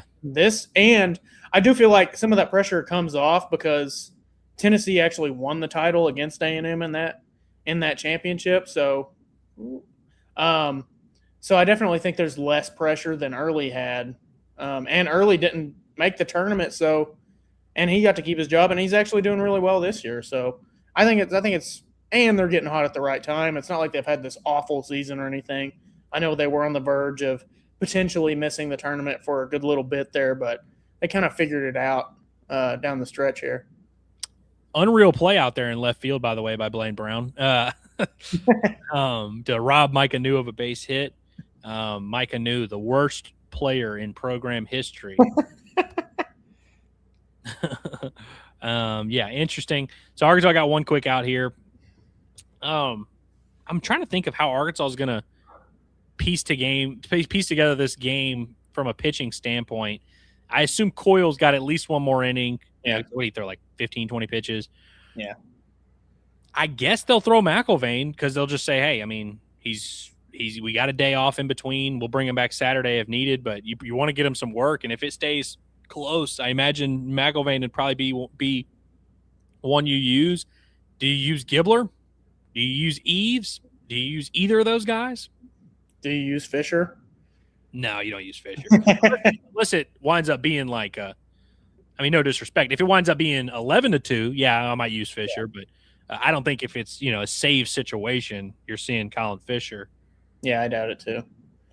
Then again, I don't know if you're going to – I don't know. Maybe you'll see Gibbler. I feel like it's less likely that you will see Gibbler just because the last outings have gotten on him so quick. Like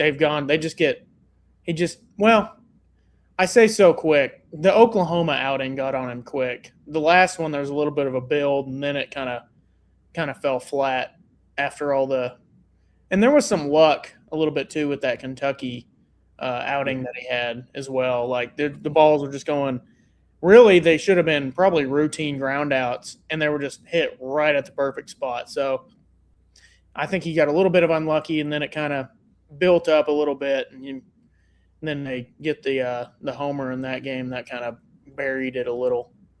Yeah. He pitched poorly, but he didn't pitch 7 runs in 2 innings poorly. Yeah. It wasn't that bad. So it is going to be interesting to see like when they do. And hey, they might be saving Gibbler for a start or something. I really don't know. But yeah, he's going to be an interesting one, especially it's like, what if it's like a situation type thing? If there's like a big spot late in the game, they need a lefty, I could see them going to him, or just, McIlvain threw 3 innings the other day. So maybe that's just what they want to keep doing with him. I'd probably try to get to the 8th inning before bringing in McIlvain if I could avoid it.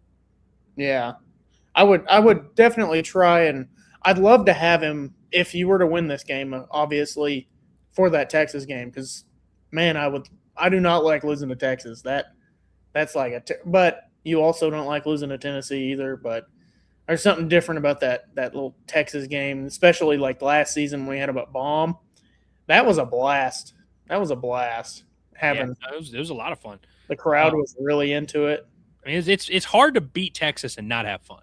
Yeah, definitely hard to do that. And yeah, so I think I'd probably want to throw McIlvain 2 innings today, and then maybe bring him back Friday or Saturday. Yeah. Maybe 2 today, 1 on Saturday, or 2 today, 2 Saturday, something like that. Because you just want to see if that's something you can do in the postseason. But now it's going to be fascinating to see who comes in these middle innings. Like, what if Parker Coyle runs into trouble right here? And you have to piece together 2 to 3 innings. But I think that should be the goal, is get to the 8th inning and get to McIlvain with a lead, or blow it open offensively and don't worry about it. But Arkansas did just go 3 up, 3 down. Freshman lefty day. Looked pretty good. I think Steele Eves got a good shot at pitching in this game. I would agree. Also coming off a little bit of a rough weekend for the most part. But wasn't as another best. guy they used twice, so it's like using him today means nothing. Yeah. Especially if you get a day off in between. Yeah. And I think there's a lot of value, like, because Steele and Gibbler both had rough weekends in Lexington, but I think you still have to kind of treat those guys like they're dudes. Yeah. And then if they blow it again, then maybe you go into the NCAA tournament and you're like, all right, we're gonna maybe tone down our usage or use them a little bit differently. But how cool would that be if like you're Cole Gibbler and you're coming off the worst outing of your season, the worst outing of your career, and it's 5-2 in the 7th inning. They're like, hey, go give us an inning. And he goes out there and gives you 3 quick outs, and then you can take him out and you kind of leave him on a good note. Like you kind of feel like you got him back on track. And honestly, you're going to need those guys. You're going to need a little bit more than Coyle and McIlvain and Dietz and Gackle to get through a regional. And so you can't really baby a lot of these dudes, Yeah, no, I agree with you. Imagine if Dylan Grego made it to campus. Well, I tell you, the entire defensive outlook of the team would be different. And Grego, I think not that he's like an all-world defender, but he would just be your everyday shortstop.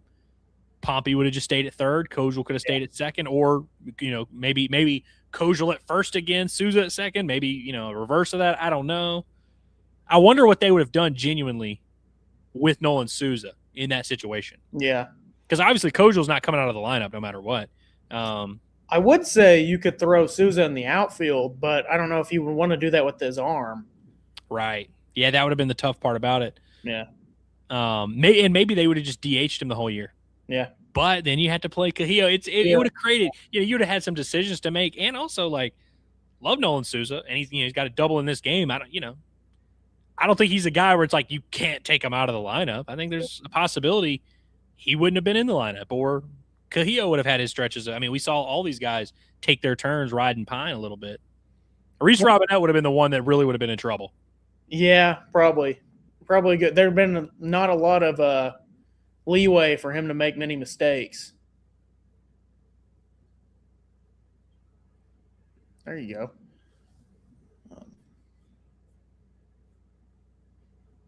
I'm waiting for one of Ryder to overturn a pitch here. Yeah, we're in the top of the fifth with one out, and Arkansas has not challenged anything. Yeah. But also, there haven't been many where I'm even like, oh, let's see, we get a challenge.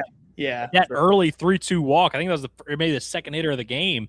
That was one, but I could see why he didn't do it. Maybe this is one. No.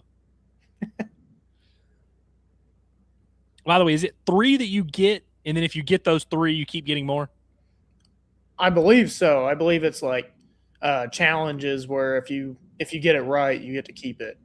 I believe that's the way it works. But it's unlimited, right? If you just keep getting them right, you just keep getting to do it, right? I would assume, because I think Missouri was 8 of 9 on the challenges, which is wild because we have yet to see one for us anyway. I wonder how much this is going to change, the very last batter of games. Oh yeah, if you got 2 challenges remaining and you're in the final AB, every strike call I'm challenging. Yeah, because you can't take them with you is kind of the thing, especially if there's a championship game, which it's not implemented permanently yet or anything, but I imagine it will be. The end of those championship games are just going to be extended, by a good amount because they're just going to challenge every other pitch if it's remotely close. It's like the final 45 seconds of a basketball game where you're just like, oh yeah, we're about to get review, timeout, review.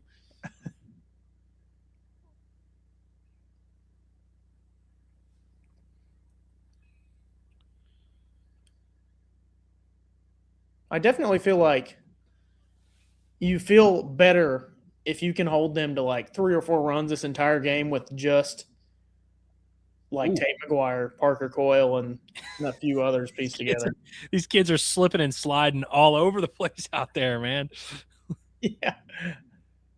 I wonder how many, and I think I saw someone tweet a clip of their son doing it or whatever, how many SEC baseball players, current, future, or present, have been on camera at Hoover going after a baseball. Because statistically speaking, I bet at least one of these kids is going to wind up playing somewhere. Yeah. How cool would that be if you just see Camden Kojal as a 12-year-old out there fighting kids for a ball? Zach Hampel out there. They kept talking about the kid Mancini from Vanderbilt because he's the kid who gave up the nuke in the Little League World Series where he was shaking off his catcher and then gives up a nuke. They always play that. And he's been at Vanderbilt for 7 years now. Wow. He was at James Madison when they came here a few years ago. Just what's his name?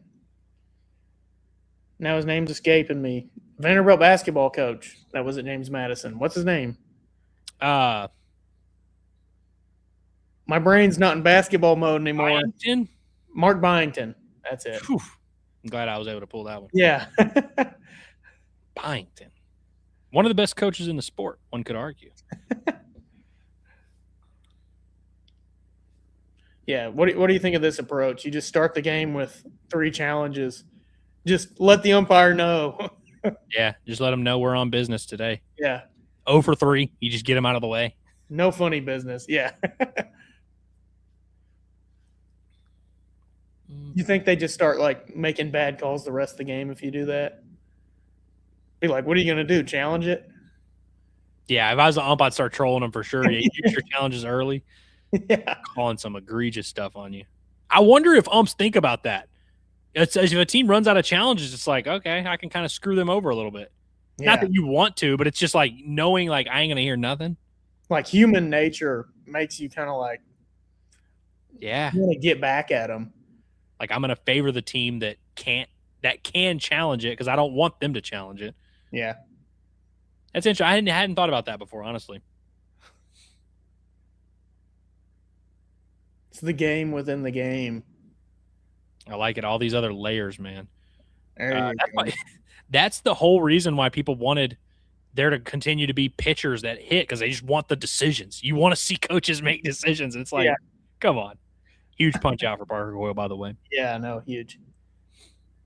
It's a good AB. Mm-hmm. Tennessee's had some good ABs in this game, just haven't resulted in a ton. And then, of course, the inning where they hit a bunch of bloopers is the inning they scored 2. Yeah. No, they really shouldn't have.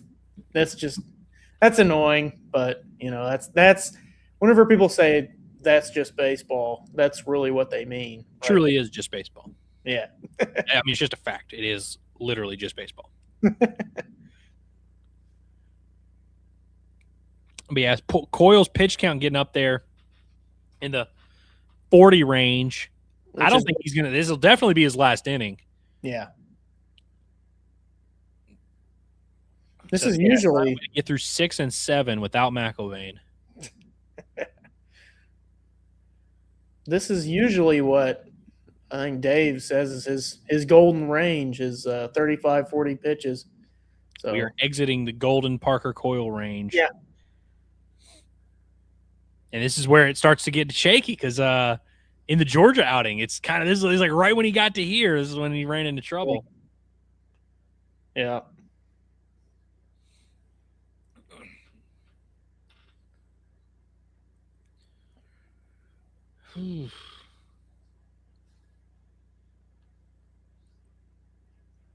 Good little contingency of Tennessee fans there. Yeah. It's not a bad drive. So the time in 2021 that I went, my family, we were going on vacation in Gatlinburg, good old Pigeon Forge. And so we stopped at Hoover on our way up. It split up the drive like kind of perfectly. Yeah. So it's not a bad drive from Knoxville. Any good places to eat out in Hoover? There are, but not a ton, if I'm being honest with you. Yeah. I don't even remember. I remember having some decent pizza. I couldn't tell you the name of the place, but I remember having some decent pizza there. And one of my best friends lived in Hoover for a couple of years because he married a girl that's from Hoover. She went to Hoover High, which is like a factory out there. Yeah. But I don't remember any like food that blew my mind.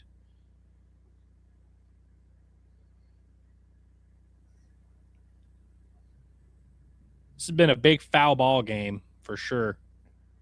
I can't tell if Parker Coyle is just really sweating because this has been an exhausting at bat, or if it just rained all over him and he's still wet. Maybe a little bit of both, like a little sweat rain duo. Yeah. If that's the case, that rain will feel pretty good. Jeez, another long at bat. Yeah, this is gonna end up being like the most pitches Parker Coyle's thrown in a game all year. I wonder what that number is. I bet it's not higher than 50. I wouldn't think so. I'm going to tell you the answer in just a moment. Hopefully, by the time I get it pulled up, he's out of the inning.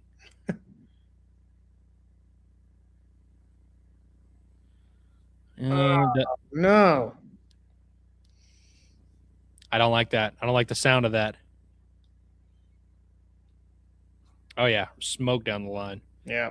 Okay, so that'll bring home another run, right? Yep. Oh, yeah. Easy there. Oh, wow. Ended up being closer than I thought. But, by the way, the season high for Parker Coyle is now 46 with this outing. That was his previous high. He had done it twice, 44. He did it against Georgia and did it against Missouri. And so now I wonder, do they just pull him right now? I would definitely think that that's where their mind's at. Of all the guys to grind out in that bat, Grindlinger would be the one that I'd put my money on. I mean, it checks out. Yeah. All right, so 5-3 game after the RBI double, and who we got coming in here? We got Stat Broadcast is not updated. Have they showed him on TV yet? Oh, we got James DeCramer. How about that? Completely forgot about James DeCramer. We sat there and listened while we were like, I mean, I guess Coyle, Ease, yeah. DeCramer. Hey, DeCramer might just mess around and finish this game. He might. That would, honestly, I'd feel really good if he did that. If he could give you 4 innings here, 5? Well, it'll be like 4. Dude, if he gives you 2 innings here, I'll feel great, honestly. Yeah. But yeah, I mean, he threw 3 scoreless just the other day. Didn't throw a ton of pitches either, so it's like, yeah, should be rested, ready to roll. All right, I'm switching from my phone to my iPad. And when I say my iPad, I mean the one I stole from my fiance. Phone's about to die. Are you watching? Where are you watching the game on? Is it on your phone, or is that what it was on my phone? Now I'm going to iPad. Okay. I had to charge up the iPad first. I gotta go. Oh, let's turn the volume down so I'm not obnoxious. Y'all can know exactly where I'm at. All right. Oh, look. It's Mike Anu's fault again. Ugh. I like this from our guy Arkansas. This is new stole Colton's girlfriend. Yeah. Yeah. I guess unfortunate outing for Parker Coyle. Yeah, a little bit. I forgot, honestly, how he did in the Kentucky game. I think he threw twice against Kentucky, and I think he threw well. Yeah. I think he threw like 1 inning in the first game, and then maybe 2 in the second or something like that. Yeah. Oh man, I'm excited for the selection special. That'll be fun. And by that point, we'll know whether or not Arkansas is hosting a regional. Yep, they'll announce which will help because it'll take some of the stress out of it, or it's like, yeesh. Yeah. I hate having to find out whether or not we're traveling. You know what I mean? Yeah. We'll start to figure out where we're going or if we're going anywhere or what's going on. But all righty, James DeCramer, the unlikely hero of the Razorback pitching staff, on for another banger. I remember early on in the year thinking that breaking ball was just nasty. And then he kept getting laced up by everybody. And I was like, well, maybe not. But seems he's come around. And how about that? 2 pitches. Okay. Take it. Strand's a runner. And yeah, did it quickly. So he should be, I mean, I would assume you keep him out there for the 6th at the very least. Yeah. Probably go ahead and try and get through 6 or 7 out of them. And then, yeah, I think let's just say the score holds and it's 5-3 in the 8th inning. I think you go McIlvain. That's how you do it. Yeah. All right, so Arkansas going to come to bat in the bottom of the 5th, up 5-3. We got a super chat. Oh, we got a super chat from Shane that says Andrew iPad fund. Well, I don't need an iPad. One, because I never use I have access to this one and I never use it except for this particular thing. Cameron, does Ellie ever do the thing where, like, if she pitches a suggestion, you like have to use it? Like if she pitches like, oh, hey, you should use this thing. If you don't use it, does she get annoyed? I don't know. I don't remember any like specific instances of that. She's never given you a suggestion before. Hillary will do this where she'll be like, hey, you should maybe wear that shirt. And it's like, that's like code for like, you have to. Yeah. The other day, I think it was the Georgia game when I was going to do like a live recap, live watch party. She was like, oh, you can use my iPad. And I was like, yeah, I just use my phone. Like, it's all good. She's like, no. I'll get my iPad. You can, I'll charge it up. You can use the iPad. I'm like, all right, yeah, whatever. Yeah. And then like I tried to use it and something was messed up, but yeah, I was like, let me. So I have it in here. That was the last time I even thought about using it. But no, I appreciate the super chat regardless. I'm sure she's in the chat, so if she remembers anything like that, she's probably done that with like shirts sometimes. She's like, "You should wear this shirt," and I'm just like, "Eh." I mean, I guess I don't know. I'm like wired the exact opposite way, where I don't respect anyone telling me what to do. So like whether that was a teacher growing up, my parents, older siblings, if you give me, even if I want to do it, if you tell me to do it, now I no longer want to do it. Yeah. Also, Cahillo looks like he's in great spirits. Hey, I honestly didn't think he had a great look on his face from what I saw. I know. He's holding his left arm a little weird. I do like that there's no he's just standing there. Yeah. Yeah, or like he's not just down in the tunnel being examined to oblivion. Yeah, they're not like doing MRIs or anything like that. Yeah. Not like freaking out, wrapping stuff all around it, everything.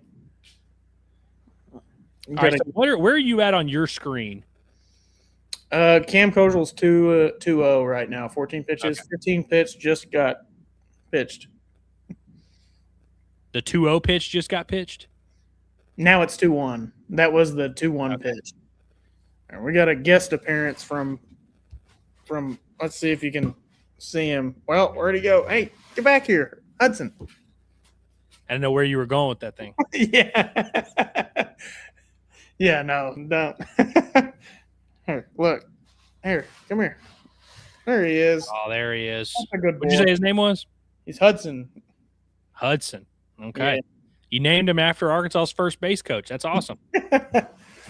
Yeah, about 5 years too early, but yeah.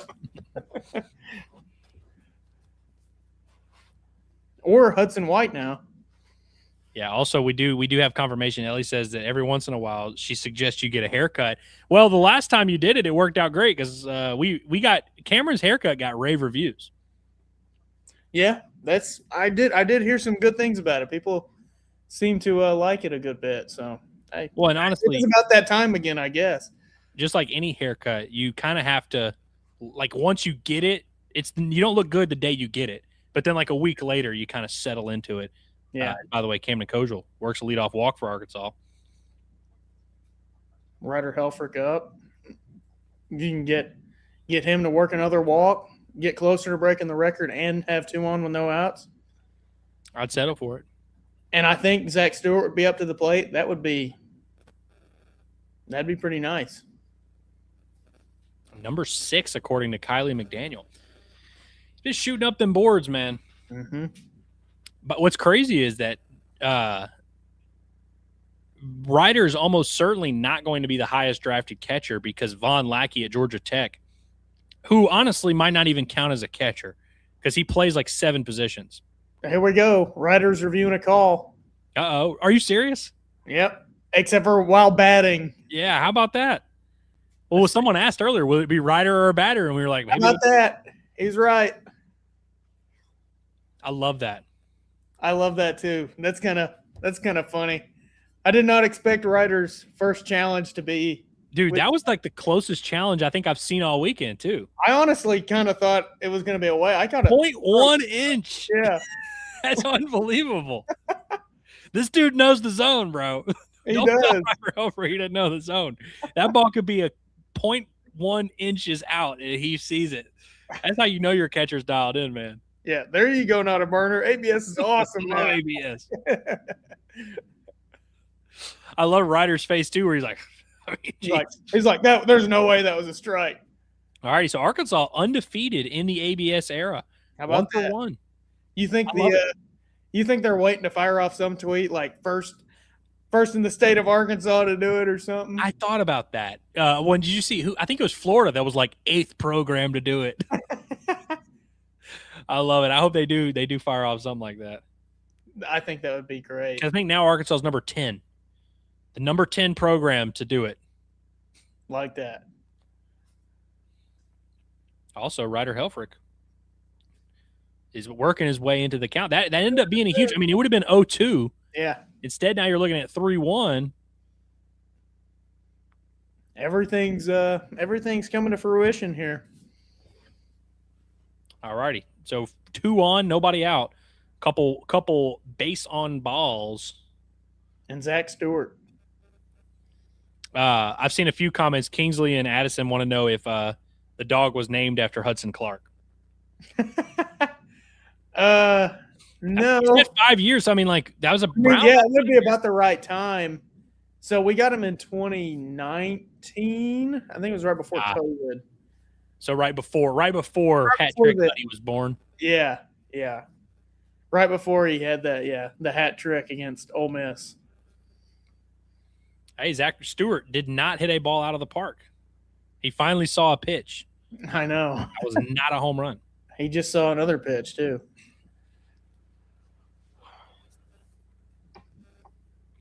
I saw someone in the chat that said, like, Zack Stewart was going to go on a Spamberger type run. Yeah. It honestly took me a while where I was like, what do you mean? I was like, just because they're both left-handed? But then now I'm like, oh, yeah, at Hoover. Or what did Spamberger hit? 5-6 home runs in Hoover? I think so, yeah. He had that Auburn game where he hit one to left, one to right, one to center.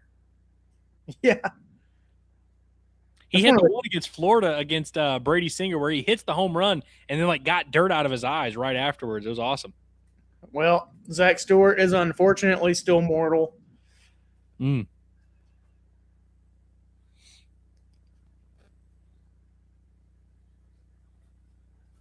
But, yeah, that's one of the crazier things outside of Dylan Leach's cycle and the home run from both sides.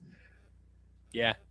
It's weird how many of those unique kind of records Arkansas holds. Like you had the home run cycle in softball with Danielle Gibson. Yeah. Well, in that Spamberger year was in 2017. It was also a year where Arkansas entered the SEC tournament kind of on the fringe of hosting, and then by the end of it, they get to the title game. It was like obvious they were going to host. Mm-hmm. Kind of a similar situation here. Hopefully, doesn't have the same NCAA tournament result as Tennessee goes to the Pen. Yeah. While Tennessee goes to the Pen, and we'll wait to see who they are bringing in, I want to inform you guys, breaking news. One of our post-game sponsors of the Bombastic Postgame all throughout the postseason will be none other than Blue Ember. The best damn barbecue you've ever tasted. It's a family-owned smokehouse specializing in handcrafted barbecue. From tender brisket to home-cooked sides, you'll find a hearty meal for every member of the family. And Blue Ember also caters any events, weddings, parties, business meetings, any gathering where a group of people need to be fed amazing barbecue. Blue Ember has you covered. You can contact the individual stores for more info. They've got a West Little Rock location, a Hot Springs location, a Jonesboro location, a Fort Smith location, a Rogers location, and a Texarkana. Thank you for supporting your local Blue Ember Smokehouse. Man, they have been good to us. I have really, really thoroughly enjoyed the Blue Ember era at Inside Arkansas. Yeah. It might even be my favorite era of Inside Arkansas. They've been awesome to us. They host us the first Wednesday of every month. We always have fun going out there. Hopefully we can have some type of events coming up here soon. But we always have a great time there, man. They're always good to us. Up in your neck of the woods. Yeah. Closer to my neck of the woods. Yeah. No, closer. Not really your neck of the woods. Those burn ends are they're a thing of beauty. Those burn ends. Those burn ends are good, man. I've determined that I just have like messed up teeth, but every time I eat those burn ends, I get them stuck in my teeth. And so last time we went to Blue Ember, I literally brought my like flosser. I was like, I know I'm going to eat the burn ends. I know I'm going to get them stuck in my teeth, but it's like, you just got to. And so like before, like pre-show, I'm over here to. I have that as well. Except for it's like anytime I eat, it feels like any sort of meat. I can't stand it, and I get it in my teeth, and I'm sitting there picking at it. I'm like, get the old toothpick, and you walk around with it hanging out your mouth like you're cool or something.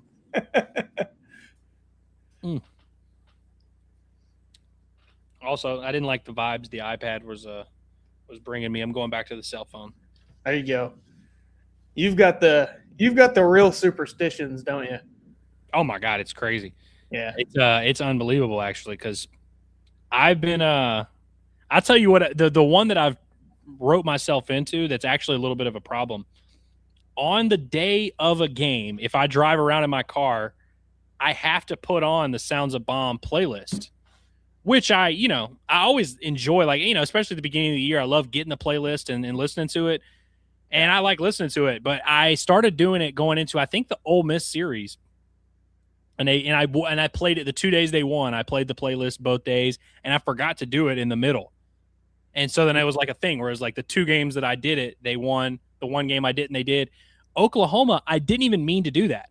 Like, first 2 days, I was like, I'm going to play the playlist because it's my superstition. Just got to roll with it. They win the first 2 days, and then the third. Oh, no way.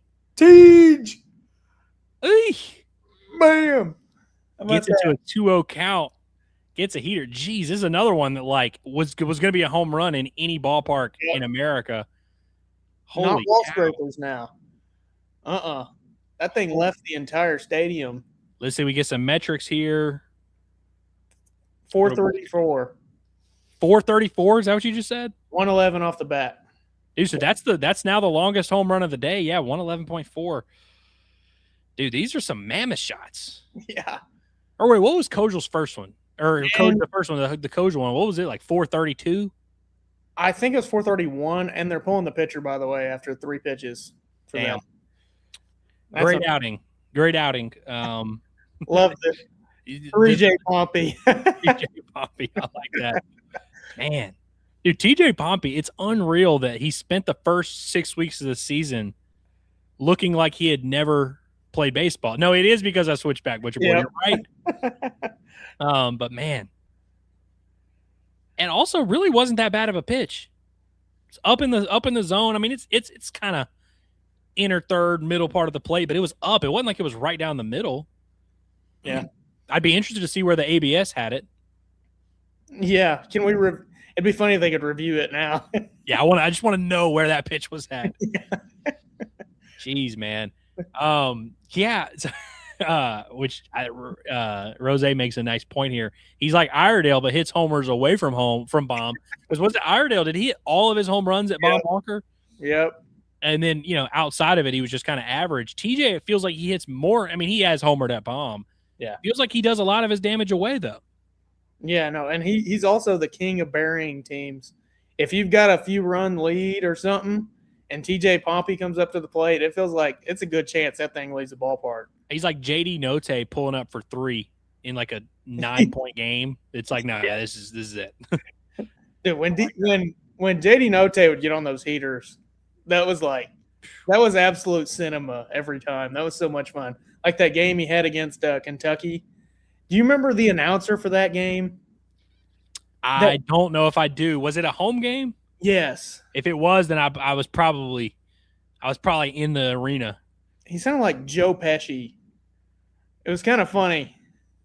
I don't remember what his name was, but it was always funny. I always thought it was odd that it sounded like Joe Pesci was announcing the game, and John Calipari. And I mean, the catcher was trying to get that ball up. He was trying to catch it up here. it was probably chest high or a little bit below the letters. Which, nearly 1,800 feet worth of home runs, it looks like. I think could Arkansas hit a mile worth of home runs today? Yeah. What's a mile? Is that 2,000 like something? 2,600 or something like that? Oh, let's see. Everybody know how long a mile is. Yeah. I was trying to do my math real quick. I believe that's about a mile. Yeah, let some nerd do it. All righty. We got an Elk Grove, California native. That's the hometown of Aiden Jimenez. Leslie says, I thought they took Tate out too early, but the offense is showing up. I agree with both of those sentences, honestly. Arkansas says it's 5,280 feet. So they're going to have to really go to work. They're going to hit a mile worth of home run. Yeah. They can do it, though. Just set your mind to it. I love how many of them just come in and be like, here it is. Well, it makes me feel better because it's like a little bit delayed. That like if we're delayed on the broadcast, which I definitely am, then that means that we are relaying things. Yeah. Delayed. So that means we're not spoiling things for people. Yeah. Yeah, that's true. The scoreboard, the stat broadcast will spoil some things for you if you let it. Yeah, if you look at it too much. Try not to.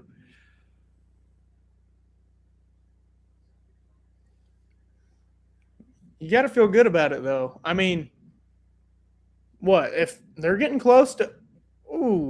They're getting close to reaching that double-digit threshold again.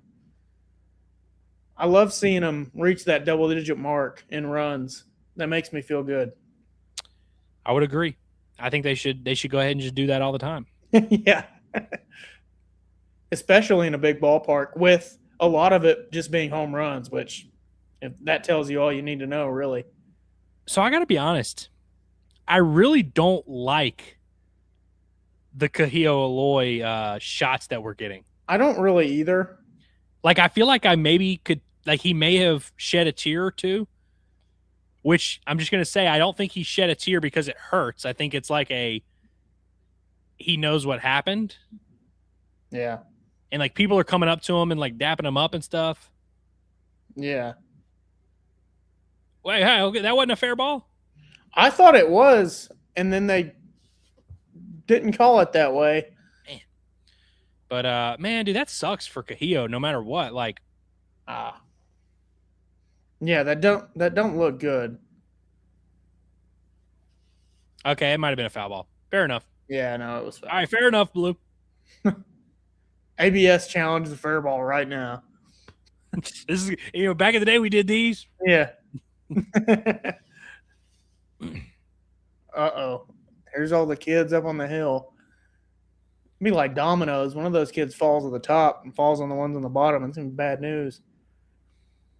Which I guess, if Cahillo is going to be missing time, whether that be a game or a week or I don't know, Carter Rudenbar returns to a very huge spot in the lineup where, we were, kind of referencing earlier, feels like they, it wouldn't be surprising if they just rode with Reese Robinette at first base.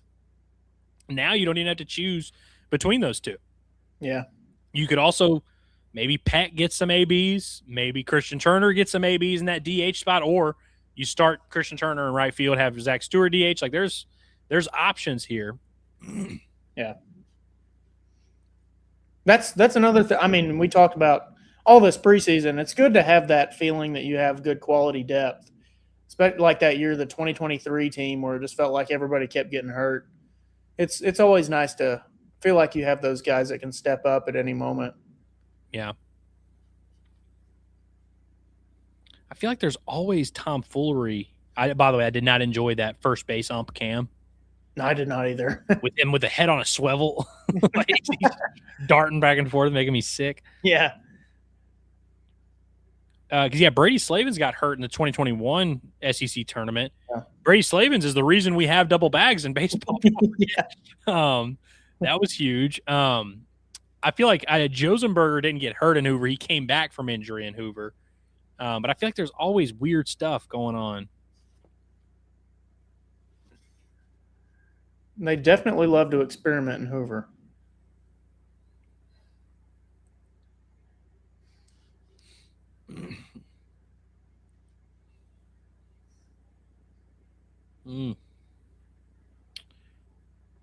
Also, we don't have Zach Hall here to talk us through it, but it seems like the weather is better.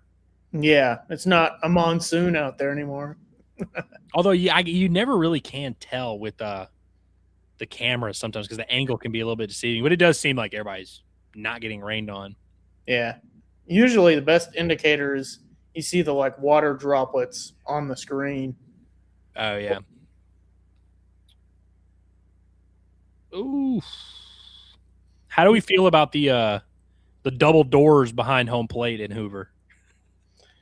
Doesn't Georgia have something weird like that too? Georgia has their seating is down there. Yeah, there's fans that are sitting below home plate. Yeah. But it literally just looks like gas station double doors back there. Yeah, like they just got an office in there or something. There's no other park in America that I feel like has that.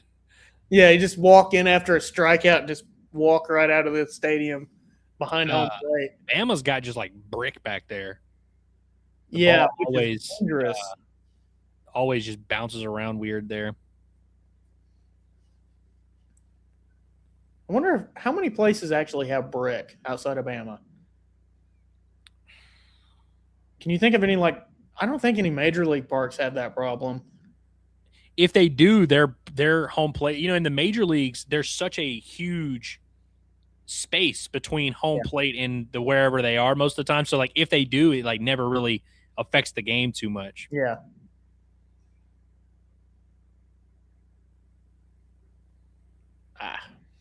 Yeah.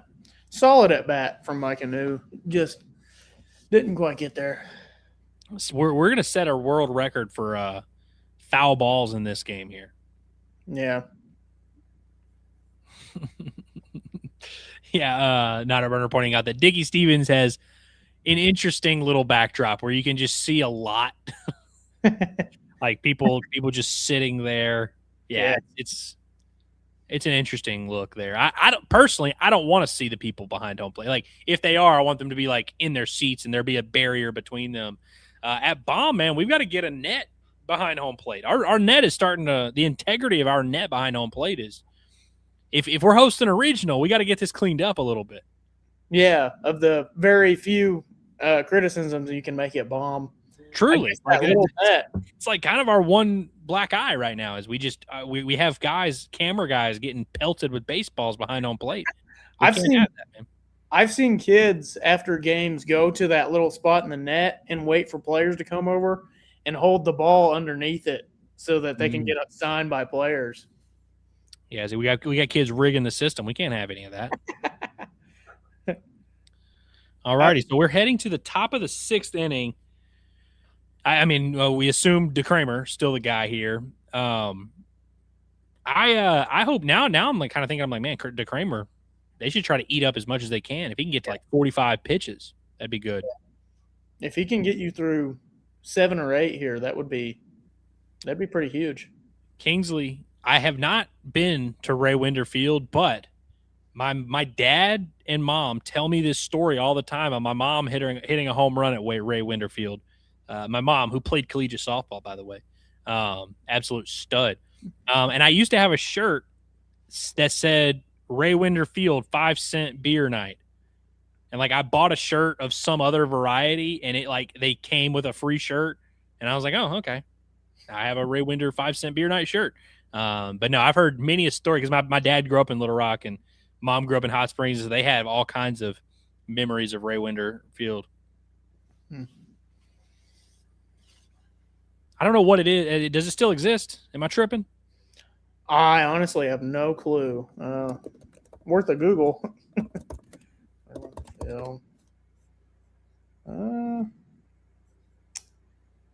Says permanently closed. Okay. No longer playing ball over at Ray Winder. Ooh, there you go. Smart ball right there.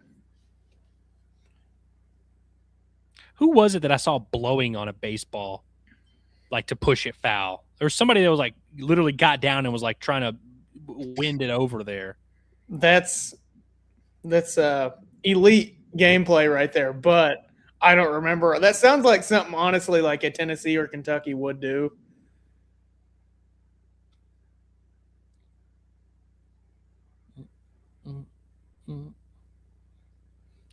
Which, did we hear anything else about the Van Cleve? I haven't, no, and I don't think he played for them yesterday because they still had because it was Carson Hansen who homered against that guy. Yeah, I don't know if we ever got an update.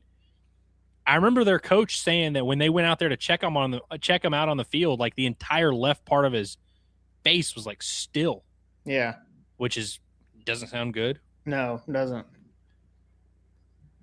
Cam Kojal, he could have played football now. Well, it's crazy that Cam was standing completely still.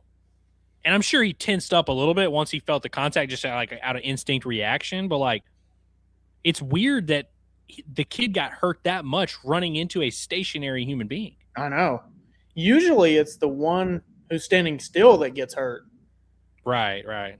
Like in football, what they teach is, hey, if you're running harder than the other guy, you're going to hurt him. Or at least that's the way it always was like taught to me. Yeah. It's kind of weird that he was just standing there and got bulldozed basically.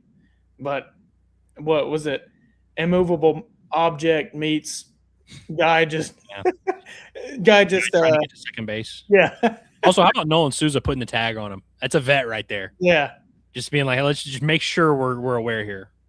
By the way, Butcher Boy says facial fracture is what he read somewhere. Facial fracture, as crazy as it sounds like a win, right? Like, Yeah. you don't want to fracture your face, but like the alternatives feel worse. Yeah. That's strike 3, buddy. Yep. No challenging that sucker. Dang, another 9-pitch at bat though. Or wait, no, I think that was 7 pitch at bat. Yeah, there's been a lot of lengthy ones, man. Yeah. I feel like we've had a lot of like extended games recently. Like it just felt longer than usual. Also, David, it's not irresistible force, right? It's unstoppable force, right? Unstoppable force meets immovable object. I gotta say, Irresistible force. irresistible force is pretty good though. Irresistible force. Just a handsome devil running into Cam Kojal. Yeah.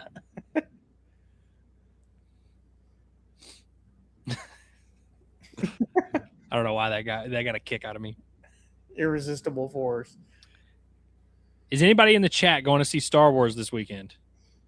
Well, me and Kids Ellie, these days to even know a Star Wars if it hit him in the face.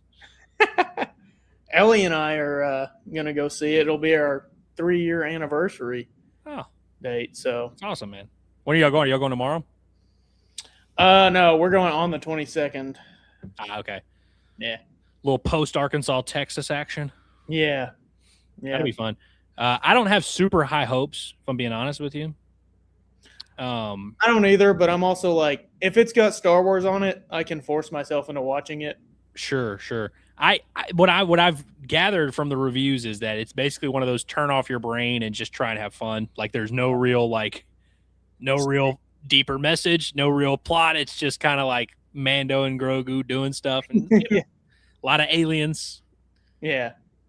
I'm excited for the little Babu Frick characters. The Anzellans, I believe is their name. I'm excited for them. You got Jabba the Hutt's son, played by Jeremy Allen White. I mean, what more could you ask for? Yeah. So how was Obsession? Okay, I was just about to pull this up, dude. Obsession was unbelievable. And I gotta be honest, and like I don't even really like scary movies. Like horror is not my favorite thing at all. And I can't say that I had fun during the movie because I'm like horrified the whole time. Yeah. As James Kramer issues a walk. It was very good this year, if I'm being honest with you. I've seen some reviews and they've followed a lot of the same lines. Like they thought it was really, really good. And I think some YouTuber made it or something. It was like a really low budget. Yeah. The director is like 25 years old. Yeah. Did you see Weapons last year? I did, and I loved Weapons. Weapons is and obviously Weapons is like a little bit different because Weapons is like a loaded cast, you know? Yeah. It's like a bigger production, a little bit more like of a, a thing. But I was surprised. And Weapons I knew I was going to like just because everybody was talking about it going in. Obsession, I didn't really know anything. Oh, Big Country. Didn't quite. Didn't quite get the double. Hey, that was good to get that lead runner there by Reese. I like that. Definitely better than that pop-up last week or last weekend. Yeah, better defense than that for sure. And then I see Vince from me talking about Barbarian was better than Weapons. I love Barbarian too. And I want to say the same company that did Barbarian did Obsession. Zack Kreger, I think, is the director. Yes. And this is not him, but it's like that same. I think it's Blumhouse Productions, something like that. But yeah, it's like kind of. I mean, they're very different premises and all that, but that is a very weird movie. It is a weird movie. That is like the strangest thing I ever watched. We got 2 outs here. Yeah. Good pitch. And it was so misleading. Like there was nothing about that movie that I saw coming. Like you might as well not even try and guess what's going to happen next in every scene because you have no shot.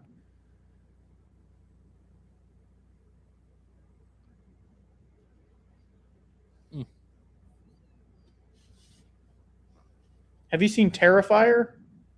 I have not. I haven't either. So I apologize, Noggin. Nugan. Yeah, I guess it's probably Nugan. Or is it no gin? No Qui-Gon gin gin. whatsoever. Somebody drank Qui-Gon's gin. Ugh. All righty, DeCrames. Come on, Crames. De creme of the crop. There you go. We back in the dugout yet? Yeah. All righty. I like it. I like it. Oh, here's Jay Johnson signing baseballs. I need to pull up. I want to pull up the bracket real quick so I can figure out when we would play LSU.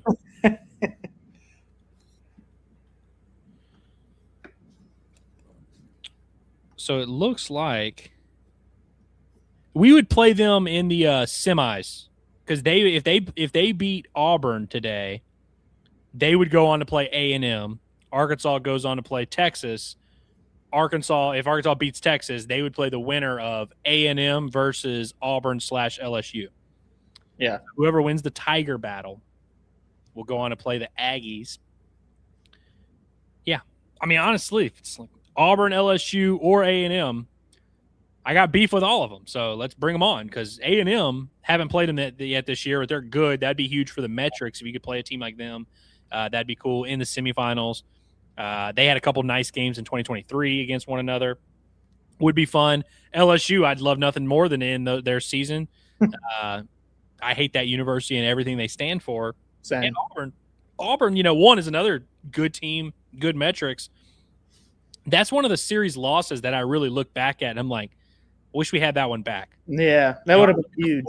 It's Florida series, and I'm like, I don't really want to do that again. Like, no interest in playing those guys. Yeah. Even the Georgia series, I don't really look back and be like, oh, man, we could have won that one. Like, we could have, but, like, I'm okay with that one. Auburn, I do want another crack at those guys. Who would you rather see? Let's say, hypothetical, you made it to the finals. Would you rather face Florida or Georgia? Georgia, just because they're the SEC regular season champs. I've come to the point where I enjoy cheering against Wes Johnson, and I feel like that'd be just like a cooler. It'd be a more acceptable loss and like a cooler win. I feel like Florida. Now I hate Kevin O'Sullivan too, so I don't know. That'd be interesting, but I honestly am less confident that Arkansas would beat Florida. I think Florida's got like a deeper pitching staff. So I think if you're playing Georgia in a game where both teams now, I know I've said this before because we saw what happened when Arkansas played Georgia in a series where both teams ran out of pitching. But Yeah. I think Georgia, you'd have a much better chance to score against on a Sunday. Yeah. No, I also think that Florida in that ballpark in Omaha with that pitching on top of it makes it a lot harder to score runs as opposed to Georgia. And Georgia's offense will be a little bit less worrisome in that ballpark because they can't just hit everything out that just gets in the air. So Arkansas has had some success against Florida and Hoover for whatever reason. Yeah. Yep. What? They Dominant. played Brady Singer. Every time they played Brady Singer, they just whipped him. Yeah, dominated him every time. There you go. What was it 17-0 or 17-1 or something like that? Big country. Yeah. Big country single through the right side. Yeah. I like that. Another leadoff guy on for Arkansas. By the way, David wants to know, do we miss two in a barbecue or do you like single elimination? Personally, I like single elimination. Same. Mostly because, like, most years, Arkansas is going into this tournament with no real stake. And so it's like you kind of like, if we're going to lose, let's get out of here. It was always tough with with double elimination because it's like, you'd have to lose twice to go home. And so you have to either go 1-2, 0-2, like, or you get to, it did set up where you could go 2-1 or whatever, but it's like, I kind of like just being able to like win one, lose one, go home, or just lose one, we're 0-1 in the single elimination era. Yeah. But no, I kind of like just, keeping it simple and, I would not like to be in a situation where you're playing 4 or 5 games if you can avoid it. Yeah, no, I agree with you. I definitely like the format better, and it felt like it just never stopped. And it was just so weird that you had the teams that would come out after a loss, and then they'd get the next win. They played the team that was undefeated, and all they had to do was beat them twice, and the other team had to beat them twice. Yeah, it's like kind of a mess a little bit. I don't like when you change. Like, if we're gonna do double elimination, cool. Let's just do double elimination the whole way through. And if we're not gonna do double elimination, let's do single elimination. Let's do it the whole way through. You can't be having single elimination, then it goes to double, and then it goes to single, and then it finishes with a title game. It's like what are we doing here? Yeah, we got to have uniform rules here. I feel like. Yeah, and with 16 teams, it's just easier. There's a lot. It's kind of funny though that now that there's 16 teams, Missouri actually gets to make it to Hoover, which is kind of they get to find out where Hoover is. It's nice. Yeah. I think if you're going to do double elimination, I think you should trim it to like 12 teams. Yeah. Or something like that. I don't know. Yeah. Not a bad idea. I'll go with 16, just one and done. Yeah. All today. And it is kind of fun just to see the 16 seed. And we just saw it. The 16 seed give themselves a chance, even though we know they're not going to do anything because they're Missouri. But they had a respectable run. Yeah. For about 15 innings of their run in Hoover was good. Yeah. You think Carrick Jackson's ever going to make them slightly relevant? I could see him maybe getting them to an NCAA tournament appearance. Yeah. I mean, no disrespect to Carrick, because I think he's doing a fairly decent job. Yeah. He never really had Southern rolling. Like, he didn't even do that great of a job at his previous school. No disrespect, but it's like I don't even think Missouri cares whether or not he has success, which is going to make it hard to have success, I feel like. Well, I think even the good coaches that are just assistants, like if Matt Hobbs, Missouri alum, were to be offered by Missouri, do you really think he'd even? No, he would not leave Arkansas to go there. Like, it had to take a bunch of different circumstances. I think that'd be a huge step down for him, probably in pay and in just overall fun. Yeah. And then you just have to get beat up every year by everybody, including your former school. The facilities would be rough, especially in comparison. Like, our boy Vince from me says that he wanted Vandy or Zoo to win the SEC tournament, so Kentucky would be kicked out of the tournament. Still got a chance with LSU, because if LSU won the tournament, that would knock someone off the bubble for sure. I saw Louisiana, the Raging Cajuns, who are a bubble team. They beat Coastal today, or I say they beat them. They were up like 5-0 last I checked. Yeah. So that would be, that's another team that could kind of mess things up. Vanderbilt, had they won today, would have had a real chance to get back in like an at-large mix a little bit, but they didn't. So that probably helps Kentucky. But Kentucky's not safe by any stretch of the imagination. They'll probably get in, and they probably should get in. But Kentucky's got to stress just a little bit. Wild pitch. Okay, big country with them wheels, man. Let's see. Also, we agree that was the Kojal bunt was very much there's nobody playing third base. Let me try and just get a bunt for a hit. It wasn't like a sack bunt with one out. Kind of shocking to you how many teams still shift the third baseman over with Cam Kojal. It feels like he's beating it out a good amount. Yeah. I get it with 2 strikes maybe, but even then, like, that's kind of when he decides to go the other way.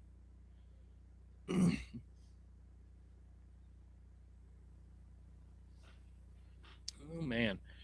So we're in the bottom 6. Do Kramer's at like 25 pitches, something like that? I think it's something like that, yeah. I bet he can give Arkansas another inning. I'd like to think so. Or at least start the next inning. All righty.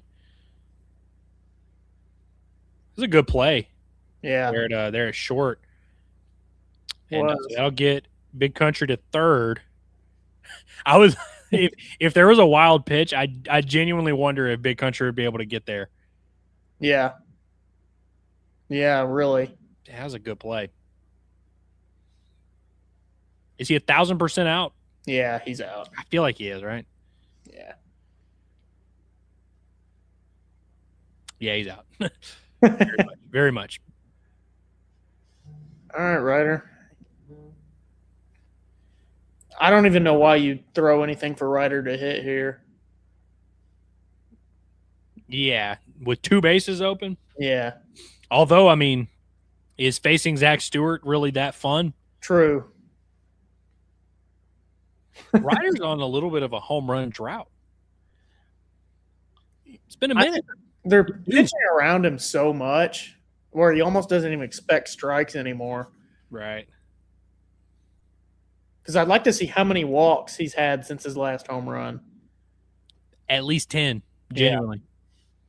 I mean, he had like 6 in that Oklahoma series alone. Yeah.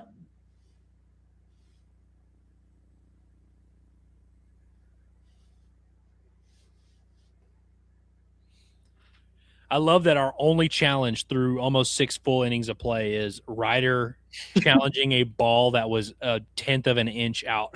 Yeah. That is absurd. It is a little wild. I also figured that they do it more, but honestly, I haven't felt like there have been that many pitches. No, there really haven't been. He thought about it a little bit with that 2-1. Yeah. But yeah, there haven't been many that I'm like, oh, wow. Yeah. It's almost like having a rule in place to force these guys to make better calls makes the umpires do a better job. Yeah, how about that? Riders went ahead and swung and missed. You can't argue the ones when you swing. You can't really argue those. Yeah. All righty, so we head to the 7th, not quite 7th inning stretch time. How you doing on you gonna have to take a bathroom break at any point? I'm holding it in. Yeah. Butcher Boy wants to know, dumb question, but what's the deal with the green towel play calling tool? The reason they do the green towel is because it catches your attention. It's for the outfielders. So if you're looking at Mike Anu and you're in the dugout and you want Mike Anu to shift over, you get that green towel that he can identify. Whereas if it's just Nate with his arms, Micah can't really see that far, but the green towel, he's going to pick up every time. And, you can't have, the outfield just staring in the dugout. So it's like it catches their attention. And so, that's why you'll see Nate, he'll kind of dangle it this way or he'll dangle it that way. Yeah. Then you get the old rub on the head. Yeah.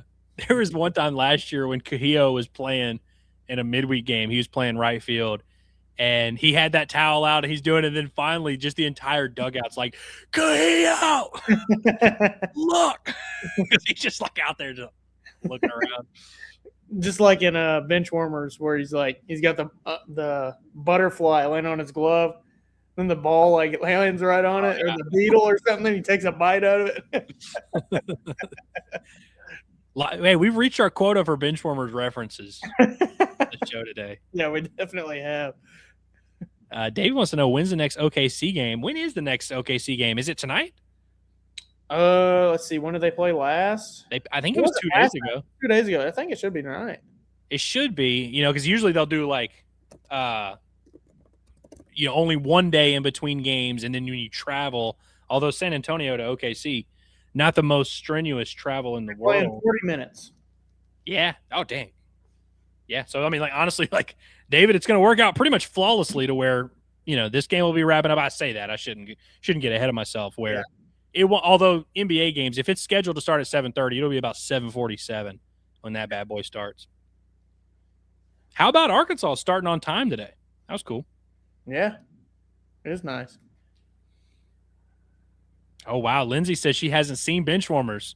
Oh, how old? I'm trying to think because there was a stretch in my life. Ooh, is that Abernathy going to bloop in a single there? There was a stretch in my life where me and my best friend John Tubes, every single weekend when we would go to each other's house, we would watch bench. It was like Friday night. It was like Friday night was bench warmers night. And I'm trying to remember if we were probably 10. I feel like if your child is in the 9 to 14 range, That's prime time to show your kids bench warmers. Yeah. And I've watched it not that long ago, like in the last couple of years, and it's still funny, but it's obviously more funny if you're 12. It is so funny, dude. It's one of my favorite baseball movies. Although I don't know if you can really, does it count as a baseball movie? I mean, yeah, it's a baseball movie, but it's a comedy that happens to play baseball. Yeah. No, me and my stepbrother would watch that nonstop all the time. So we'd watch that and Step Brothers, ironically enough.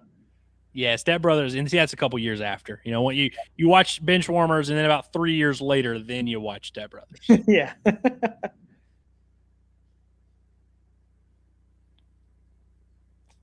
Yeah, Addison Yates, beef stew. Beef stew is a classic. Yeah. There must be steroids in macaroni. Or have you ever had how's it go? The freaking he's like the steroids. There's the steroids, and then there's it gives you diarrhea or something. He's like, somebody told me it gives you diarrhea. He's like, well, you need to try it at least once. Diarrhea? Yes, that's right. Well, then he's like, yeah, no, it just makes your pee-pee small. Yeah. Must be steroids in macaroni. Yeah. Yeah. Hey, little 94-mile-an-hour punch out for DeCramer. Yeah. Oh, we got hold on, wait a minute. Oh, it's a strike. Oh, wow. Brutal. Go sit down. Also, son. like, not even close to not being a strike, by the way. Not really, no. That's exactly where we want our 1-2 pitches. Yeah. I mean, I would show that. I would put that in the next pitcher's meeting and be like, hey, 0-2, we'll waste one. We'll throw one out of the zone. 1-2, 2-2. This is exactly where I want that heater. Yeah. Beautiful. Beautiful. All righty. So a huge first out. He's got a nasty curveball or that slider. Yeah.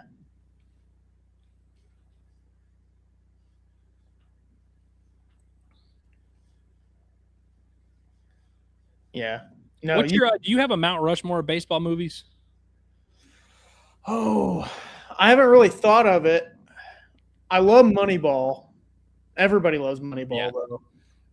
Moneyball's definitely in my Mount Rushmore for sure. I love Benchwarmers. Like, that one's so nostalgic too, though, and it's so funny.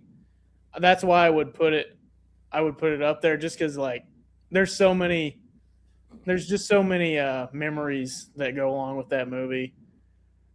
Major League's always in mine, which I see Rose Addison agrees. Yeah, Major League is always like just a classic for me. I even kind of like the second one. It's not as good as the first one, but I kind of like the second one. Just a bit outside. Yeah.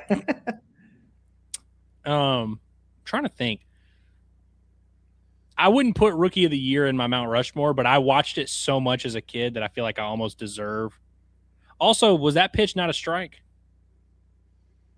And it's probably too far for him. It's been too long now. He can't. Yeah. He can't challenge it. Did you see Jay Johnson getting mad about that earlier? It may have been last night. Yeah, because were they the ones that had like?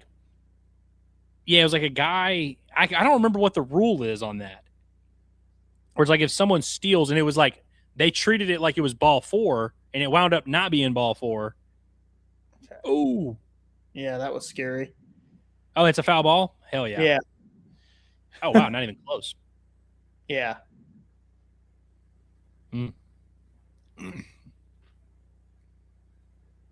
Ooh, trouble with the curve. Now, trouble with the curve, I'm ashamed to admit I love it. I love it too. But I also, full disclosure, if this is a safe space, love rom-coms, which is why I also love Fever Pitch. Fever Pitch is not on my Mount Rushmore, but I love it. Love Fever Pitch. Ooh.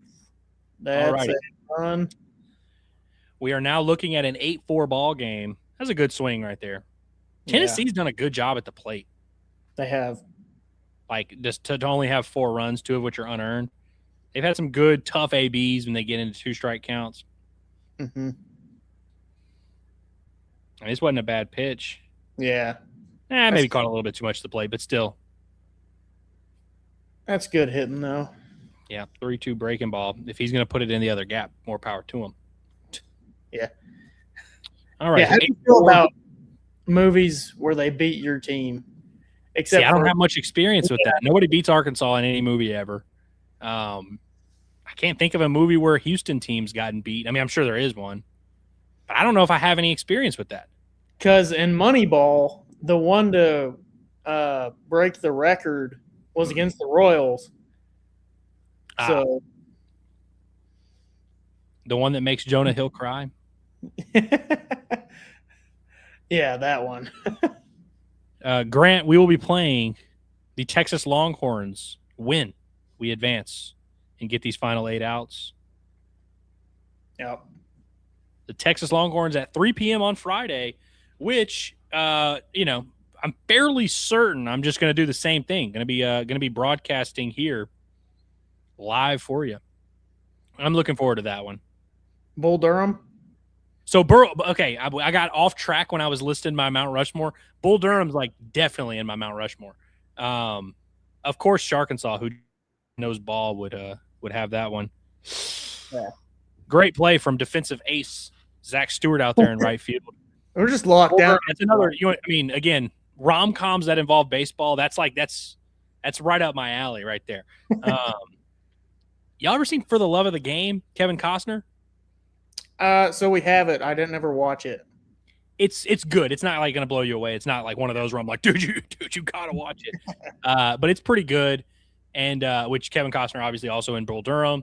Kevin Costner, I remember telling Bill Simmons that he threw 380 pitches over the course of 4 days. Oh my God. Filming For the Love of the Game. And he said he was throwing low 80s, 82, 84. Yeah. And he was like, honestly, I was pitching a lot. He's like, I was mixing, I could throw a little bit. He was like, yeah, they kept having me throw. And he's like, I'd get done filming and his arm would just be completely shot. But it's who cares if you tear your UCL if you're Kevin Costner? Yeah, somebody said we got beaten greater, which, I guess so. That Tennessee got beat in a couple of those games. Oh, dude, Clint Sterner should sue the people that made that movie because they made him out to be the biggest of all time. Yeah, a little bit, yeah. Putting his finger, come on, Brandon, you ruined the game for. I'm like, jeez. Yeah, but then he has his redeeming moment where he's like, yeah, I had the football, I shouldn't have fumbled, man. So. The Crames is out of the 7th inning. There you go. Okay, so Arkansas 6 outs away from a win. And personally, I think you go to James DeCramer, you say thank you for your service. Your day is done, buddy. Yeah. Great outing. You did what you were supposed to do. Yeah. What's that final line going to look like, or what I assume to be the final line? 2 innings, 1 run. 2 1/3, 2 hits, 1 run, 1 walk, 4 punch outs. That will do. Yeah. We will take that. Absolutely. Coyle's line is all over the place. An inning and 2/3, 4 hits, 3 runs, 1 earned run, no walks, 3 punch outs. And then McGuire with the 3 scoreless innings. Yeah. I'm a little bit annoyed that I kind of hyped this game up as the Tate McGuire showcase, and they just pulled him after 3 scoreless innings. Low key, it's been one of the more boring games of this rivalry. There hasn't been really any antics going on.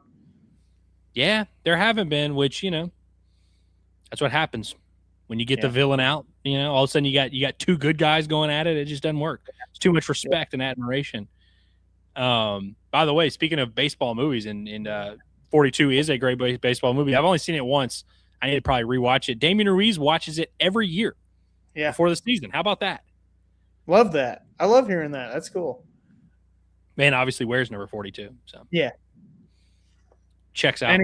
And he went undrafted in our game on Jackie Robinson Day, which was a shame. Which, by the way, I don't think I added up the tally. Do we know who won last week? No, I have a bad feeling that you scraped it. I felt really good because Ryder did not a lot and Cam had a few good games, and then you get those 10 points in the last 2 innings because of Coyle and DeCramer. Yeah. I was like, man, if I lose, completely lose track throughout the weekend and completely forget. Yeah, they're big on the umpire cams here. They are. They're a lot better in retrospect. Just don't do it live. Crowd's starting to fill in a good bit. I guess there's people coming for the next game too, but starting to be a nice little crowd there. One of my buddies, the one that I referenced earlier, that used to live in Hoover, he pitched at Hoover. I guess I don't know what year this would have been, maybe 2019, and they had the mounds mic'd up, which I haven't been listening to see if there's been any. Have we caught any like yelling Razorback pitchers yelling anything crazy? No, I haven't. Yeah, no, I haven't had the audio up, so I haven't been able to hear it. But are you talking about Matthew Beck? Yes, he got caught saying F word, GD word, right, blatantly on the hot mic back in 2019.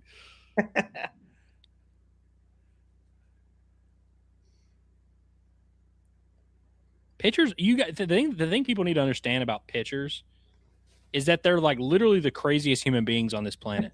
All of them. Especially left-handed pitchers. Left-handed pitchers are like just different breeds, different kinds of people. But then there's a lot of them also that are normal people outside, but think when they're on the mound, they are psychos. Yeah. I would say Gabe Gackle falls under that category where like an absolute gentleman, but like you see him on the mound and he's got his glove over his face and he's saying all kinds of filthy things that can't be repeated. Yeah, no, you always know they're saying something when they put that glove over their mouth. Yeah. Yeah. Pitch. We got a challenge here going on. Oh, and it's a ball. There you go, Zach. How about I that? always know the zone. Man, if there's one thing Nate Thompson does teach these boys, it's the zone now. That was a full half-inch. Yeah. Inside. So, I mean, we've got 2 successful challenges under an inch combined. It's unreal stuff. One of these times we're going to get, like, back-to-back-to-back challenges. Like, it's just a matter of time before something like that happens. And, like, if they get every one of them wrong, that's going to be bad luck. There's somebody, I think it's is it Jazz Chisholm? I think is like 7 for 38 or something like that. Like he's never getting his right. He's horrible on the year. Yeah.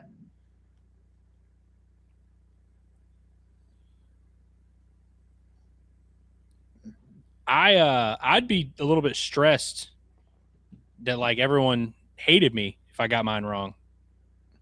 Yeah. Oh, we got a Tennessee challenge.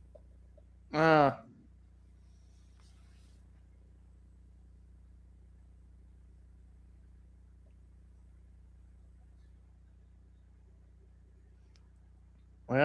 you win some, you lose some. I mean, literally, he won one and he lost one there. It's just a fair. All right. I love how the graphic showed up where it's like Mark Hindy's first strikeout of the night. It's 5 pitches in. Like, yeah. All right, thanks. Like, and it looks like it'll be his last strikeout. Yeah.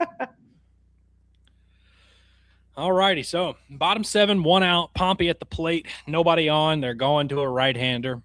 Looks like a large fella. Yeah. Who we got in here? The stat broadcast should tell us. Except they're behind.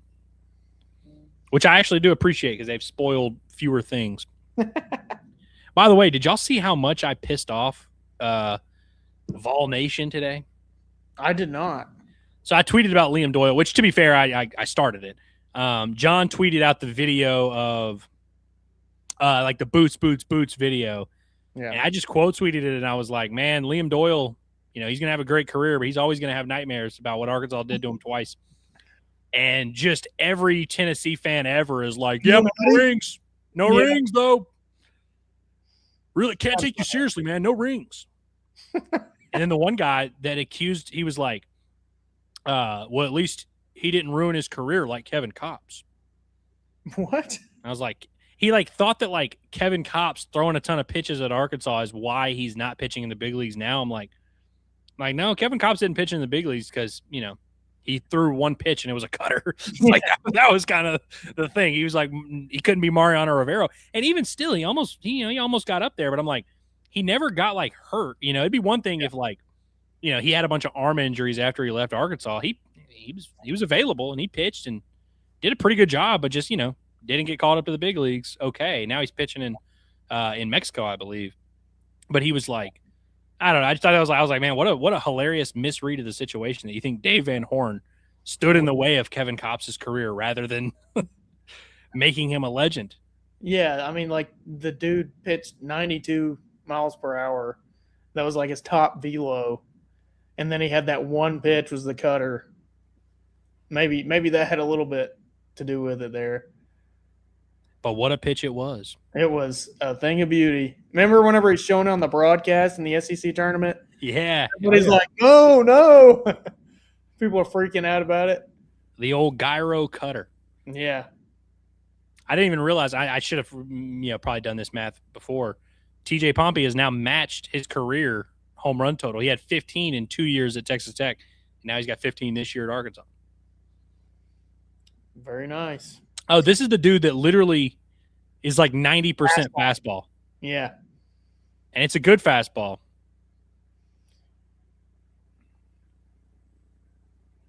And then he doesn't throw a fastball. Yeah, how about that?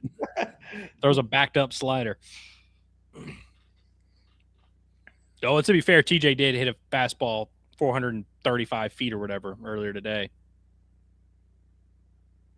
Oh, and we got a challenge. And it wasn't close. Wasn't an idiot. Yep. All right, it was an inch. Fair enough.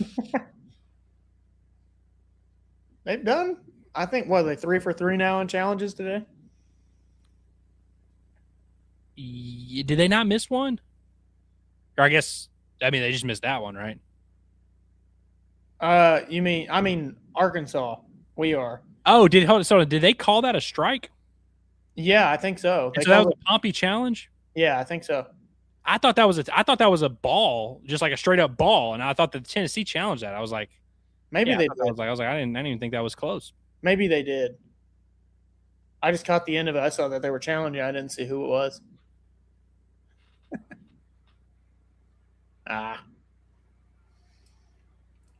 Yeah. By the way, Vince for me with low key a take that I'm glad to see someone have. Starting Kopps was a good idea at the time. It was. And by the way, that's not why Arkansas lost the final game. Yeah. They lost the final game because they got shut down and only scored 2 runs. Like, that was why they lost. Starting Kopps was the right idea. If Arkansas had just scored like 5 runs, they'd win that game easily. And also, I don't know who the hell else they were going to start. The reason that Arkansas lost that regional is because they tried to hang on to Kostiu for too long. They left Kostiu in about 2 batters too long, and he gave up a huge home run, and that cost them game 2, and that was really the whole thing. But, like, Kopps did his job, man. Do you think that team would have won it all if they made it to Omaha? I do, actually. And not because I would have been surprised if they didn't, but, like, one, the 2 teams that played in the title series, they beat both of them. Yeah. Now they played Vanderbilt once, but like they would have, if they had gotten there and faced Mississippi State, they swept them in Starkville. I think they probably would have beat them. They also, if you think about Omaha, you get a day off every game. So you play a game and you win, you get a day off. You win that second game, you get a day off. Arkansas could have pitched Kevin Kopps 3 or 4 times in the College World Series. Genuinely, they could have pitched him every game. They could have started him every game and thrown him 4 innings every game. They could have done whatever they wanted. Like, they would have gotten very, like, I think had they gotten to Omaha, you want to talk about teams that are built for regionals, built for whatever. That team was, because they had a guy that would just throw every single game. And so it's like, honestly, Arkansas was built for like a 3-game series. It's easier to beat Arkansas in that, even though they never lost one. So yes, I say all that to say, I do think they would have won the title. You think, because that would have been so I remember you would have faced Vanderbilt in the second game if you would have won the first, which assuming you would have been facing Jack Leiter with who was Dave Wicklander? Oh, day 2. It would have been day 2, so not Wicklander. It would have been I guess like Lyle Lockhart. They would have probably thrown him game 2. Or like Caleb Bolden or something. That would have been crazy. Yeah, they would have went Lockhart over Bolden, because I think after that regional, I think they were done. And that's another thing. They should have let Lockhart go a little bit longer in game 2. But yeah, I think they probably would have gone him. And so we shall see. Who knows? But yeah.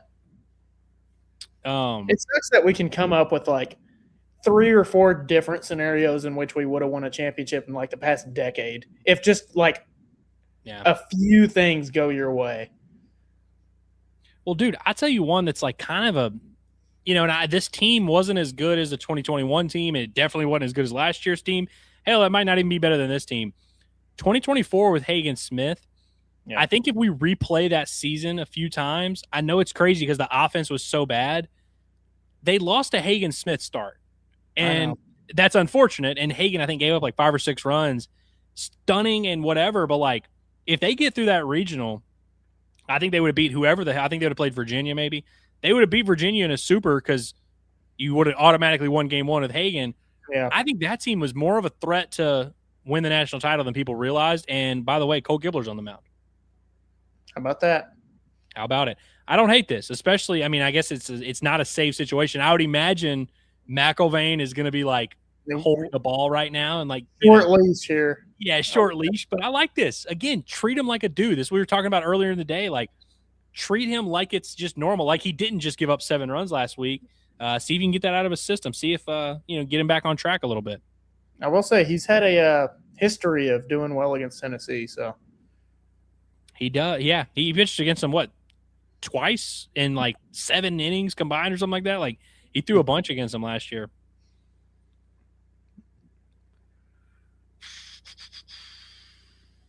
I would prefer not to start off 3-0, but do what you got to do, I guess. Levi Clark. And this is 5 spot in the lineup? Yeah. Batting 5th. Yeah. I expected Levi Clark to be a little bit better this year. I would agree. Like, I think he did a good bit better last season. Oh, no. Okay. So you got a leadoff double. Yep. All righty. 6, 7, 8, 9, Gibler. Yep. Can you get some of these outs? I'll even trade him a run for 3 outs. I'll make that compromise. Yeah. But yeah, I imagine McIlvain for a 4 or 5 out save is in the back of their minds for sure. What does Texas offense look like this year? I know it was solid. It's definitely better than their last year's offense. Yeah, they're swinging it better this year. I think they were like in the top half of the SEC, but not like elite. They're about the same as us, actually. So like upper middle. Yeah. I think we both have 87. Well, actually, we should be – we're at like 91 home runs on the year, which beats the 2024 squad by about 4, and we haven't played the same amount of games. So I'm glad they could beat that team, the high bar that they set. All right. There you go. Good stuff. You Keep the runner there. You avoid any damage. We're good. Real quick, L wants to know, will I be traveling for postseason? Yes, most likely. If Arkansas goes to Oregon in the regional, probably not. If it's Oregon or Oregon State, probably not. But if it's anywhere drivable, I'm like 1,000% there. And honestly, even if it's LA, I'm probably going. And if it's who is it on the East Coast that we could go to? Chapel Hill. If it's Chapel Hill, like I'm going to Chapel Hill. But yeah, if it's Oregon, probably not. But no, I'm planning to travel for postseason. We just got to hope it kind of plays out the right way. And honestly, I'd like to maybe play a bomb for a weekend, possibly. Yeah, would be nice. I'll even, you know what? I'll be okay if playing at bomb ends up being a super regional. That would be get some tomfoolery going on. Yeah, that would be the ideal scenario. Which, I mean, it happens every year.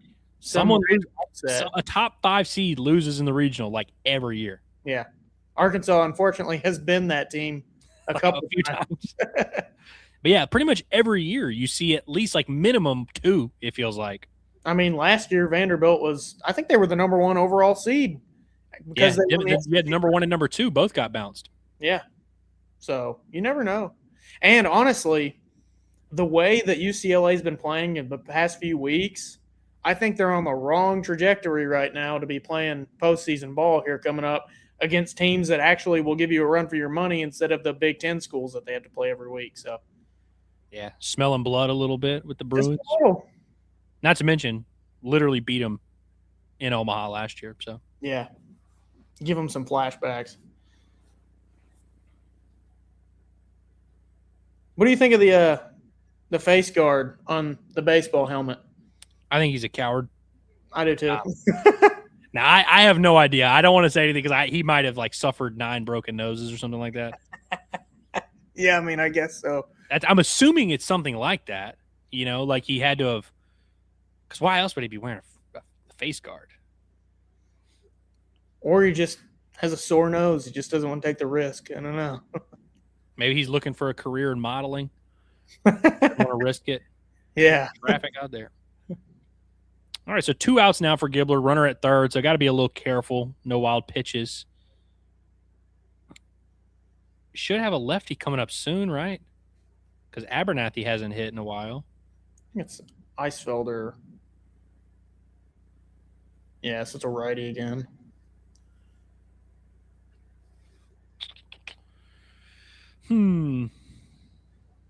Would be good if he got out of this without giving up a run. That's definitely a little bit of confidence booster. If he can give you another inning, you don't even have to use McIlvain. I imagine they'll give him at least the first batter of the next inning, right? You think? I think, yeah, you might as well. And then of course, if you add a run or two, makes it a little bit easier to do such. I think I would agree. I would start the inning with Gibbler, especially because he hadn't thrown poorly in this inning. No, I mean other than that one pitch, he fell behind and threw a 3-1 fastball that got hit hard. And then he recovered. Ooh. And is good play, TJ. Yeah, out of the inning. How about that? Good stuff. Good stuff. All right.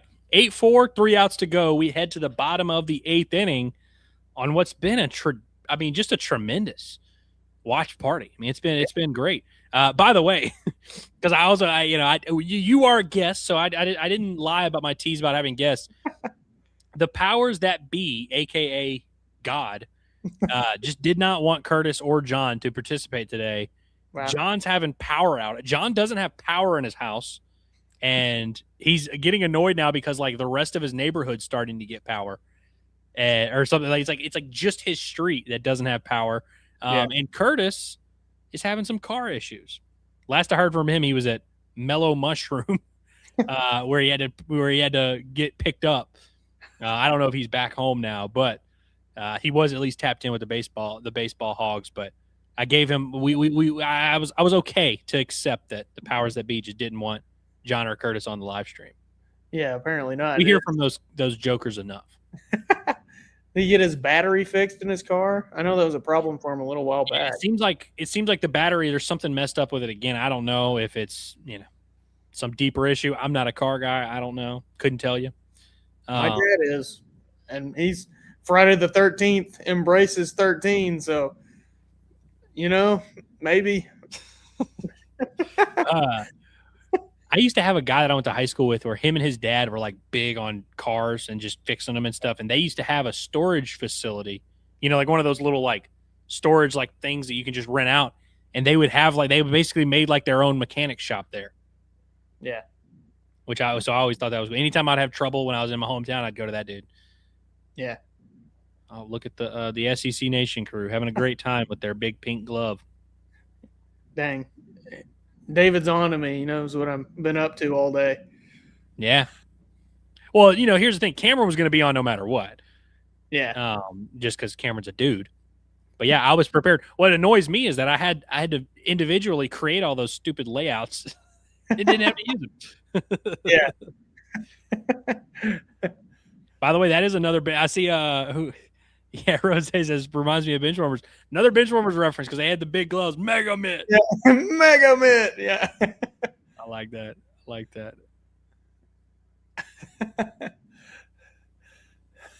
Addison, this will probably never happen. Hillary's like horrified of being on stream. She's her biggest fear in life is being perceived. That's what she's told me multiple times. And like literally, whenever she'll come in here and like come to bring me something, she like will like inch around so she doesn't get in the camera. Yeah. I'm like, just be cool. Like no one cares. It's all fine. But no, I don't think that's gonna happen. Plus, she's not here at the moment. So when Hillary's not here, that's whenever I pig out the most. Oh yeah. Eat a meal that like I'm like that is gross and that she probably wouldn't be into. That I pig out whenever she's out. You just pull the Hershey's bars out from underneath the couch cushion, just start munching away. Oh yeah. Well, and then like she eats meat, but like it's hard to talk her into going to get a burger. Yeah. So that's usually my go-to. My go-to when fiance out of town meal is the biggest burger I can get. Where from? No free ads. Oh yeah. I'll tell you where I went the other day. Before we went to see Obsession, we went to Feltner's. Oh yeah. Love Feltner's. Love it.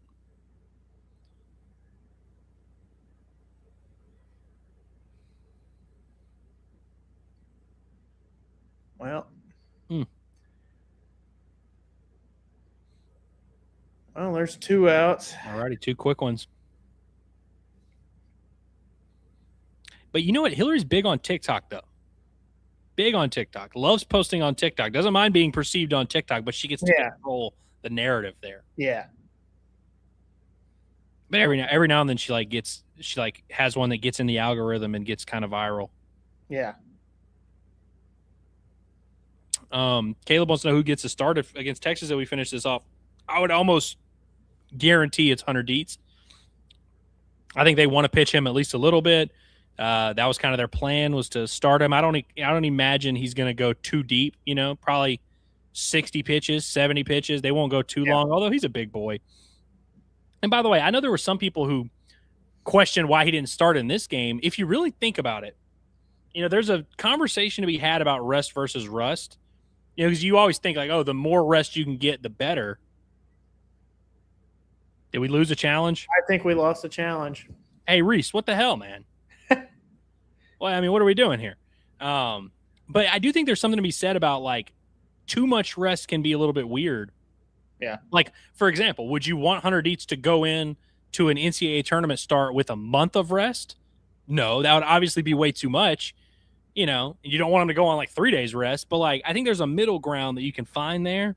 And honestly, I feel like throwing him Friday, throwing him 60 to 70 pitches, and then maybe bringing him back and starting him next Saturday, you get an extra day of rest more than your normal week. Yeah. Lower pitch count. Like I feel like that's perfectly fine. If they had thrown him today, that's almost too much rest. Where I'm like, we're talking about 10, 11 days between starts. That would be a little bit weird to me. Yeah. No. Less of a workload and more rest. I can't believe Reese Robinette screwed us, man. He ruined our perfect streak, man. That's crazy. I know. Just unbelievable. The social media team would have been like, first team to have a perfect game using the ABS system or something. Yeah. Called a perfect game. Well, I mean, no, we don't ABS shame around here, but it also wasn't that close. Like that was firmly in the zone. Yeah. And you got to be, it got to have just like barely scratched the corner. Well, I also think that they probably told him in the before the at bat that it's probably going to be your last at bat. So because 2 outs in your final trip to the plate. Yeah. Fair enough. But it ruined the perfect record. That's my only qualm. Oliver's pissed in the dugout. Yeah, Oliver had the graphic ready to roll. Oh man, I was gonna post this graphic. Oh. Yeah, Ryder's shaking his head. Yeah. All right, now the question is it going to be Cole Gibbler on the mound or Ethan McElvain? Yeah. Or both in the same inning, possibly. Maybe he should go out there and give up. If I were McElvain and they put me in, I'd give up a solo home run to create a save situation. Yeah, that's the way you do it. If we see both of them, that probably meant something bad happened, though, right? Maybe, or it just means bad could mean like a couple runners get on. Like, it could be first and second, one out. Yeah, and they go to him. Like that would be okay. Our guy J.M. Scott, we always appreciate him. He says nothing like listening to baseball on the radio. I listen to Jack, Buck, and Cards baseball growing up at the lake. Now listening to the Hogs on the radio is just as awesome. Woo Pig Suey, UNC Regional. Listen. I'm cool. I would love to go to Chapel Hill personally. Never been out that far. That'd be pretty cool. And I would look forward to shaking your hand, J.M. Scott. And so I'm all for that. The lake and the baseball. That's a good duo right there. Yeah. All righty, Gibbler.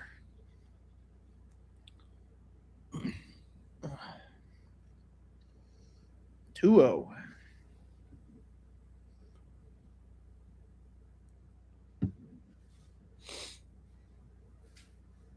What do you think the odds are that James DeCramer gets a start?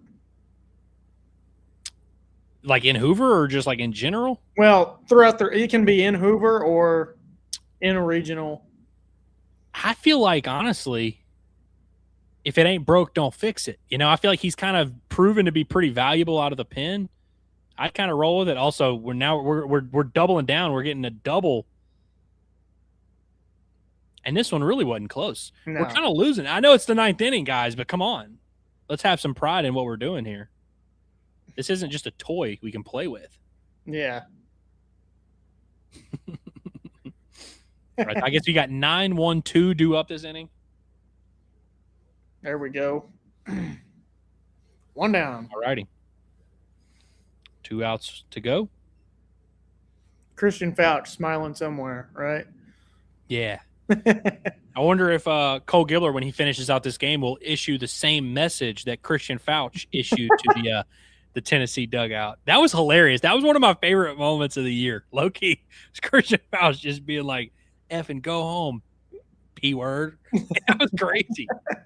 After giving up a 2-run nuke, too. Yeah.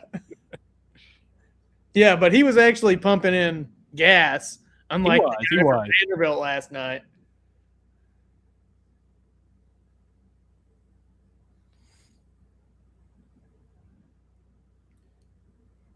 I think Garrett Wright had 4 hits yesterday, so he's killing it. He's going to be on the all-tournament team.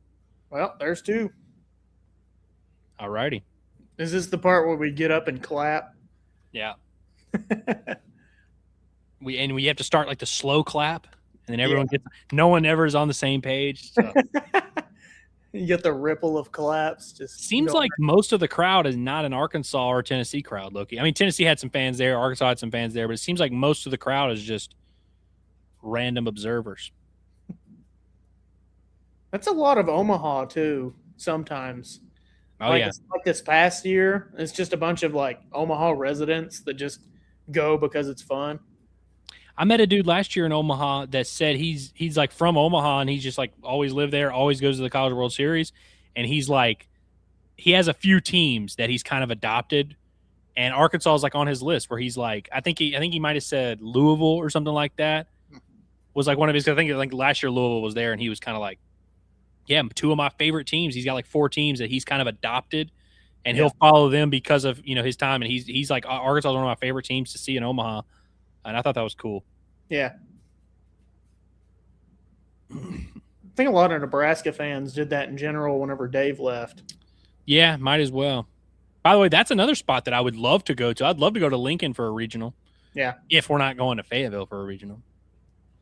Which it's actually messed up that, like, we're just letting the nerds tell us that we're not getting a regional. Yeah. Crazy. You thought, buddy. That's a strike. Yeah, no. Clearly that's a strike, bro. Yeah. Clearly. What a moron.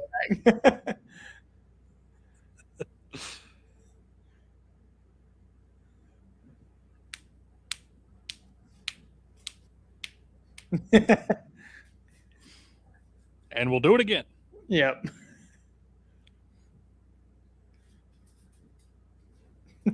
Yeah, open your eyes, kid. The strike zone's not getting any clearer, buddy. righty. 3-2, 2 out, bottom of the ninth. I used to have actually really it's top of the ninth. I used to have a PE teacher, Miss Cuvion. Shout out to Miss Cuvion, the most Louisiana name of all time. She and she was crazy. She was a huge LSU fan, but she used to always, when you would be getting in trouble, she would be like, strike 2, 2 out, bottom of the ninth. Like, just to let you know, if you mess up one more time, you're in trouble. Good night, Tennessee. The Camden Kojal inning. Yep. How about that? 3 6-3s to end the ball game for Arkansas. Cole Gibbler, 2 scoreless innings. Wasn't like dominant, wasn't outstanding, but hey, gets him back on track. That's an important development for this Arkansas team. James DeCramer continues to be the absolute man. That is a nice development for this team. Tate McGuire, really strong 3-inning start. That is a nice development for this team. And we're continuing to be nasty at the plate. I'm very pleased with this 8-4 win for the Arkansas Razorbacks. What about you? No, I think honestly about as well as it could have gone.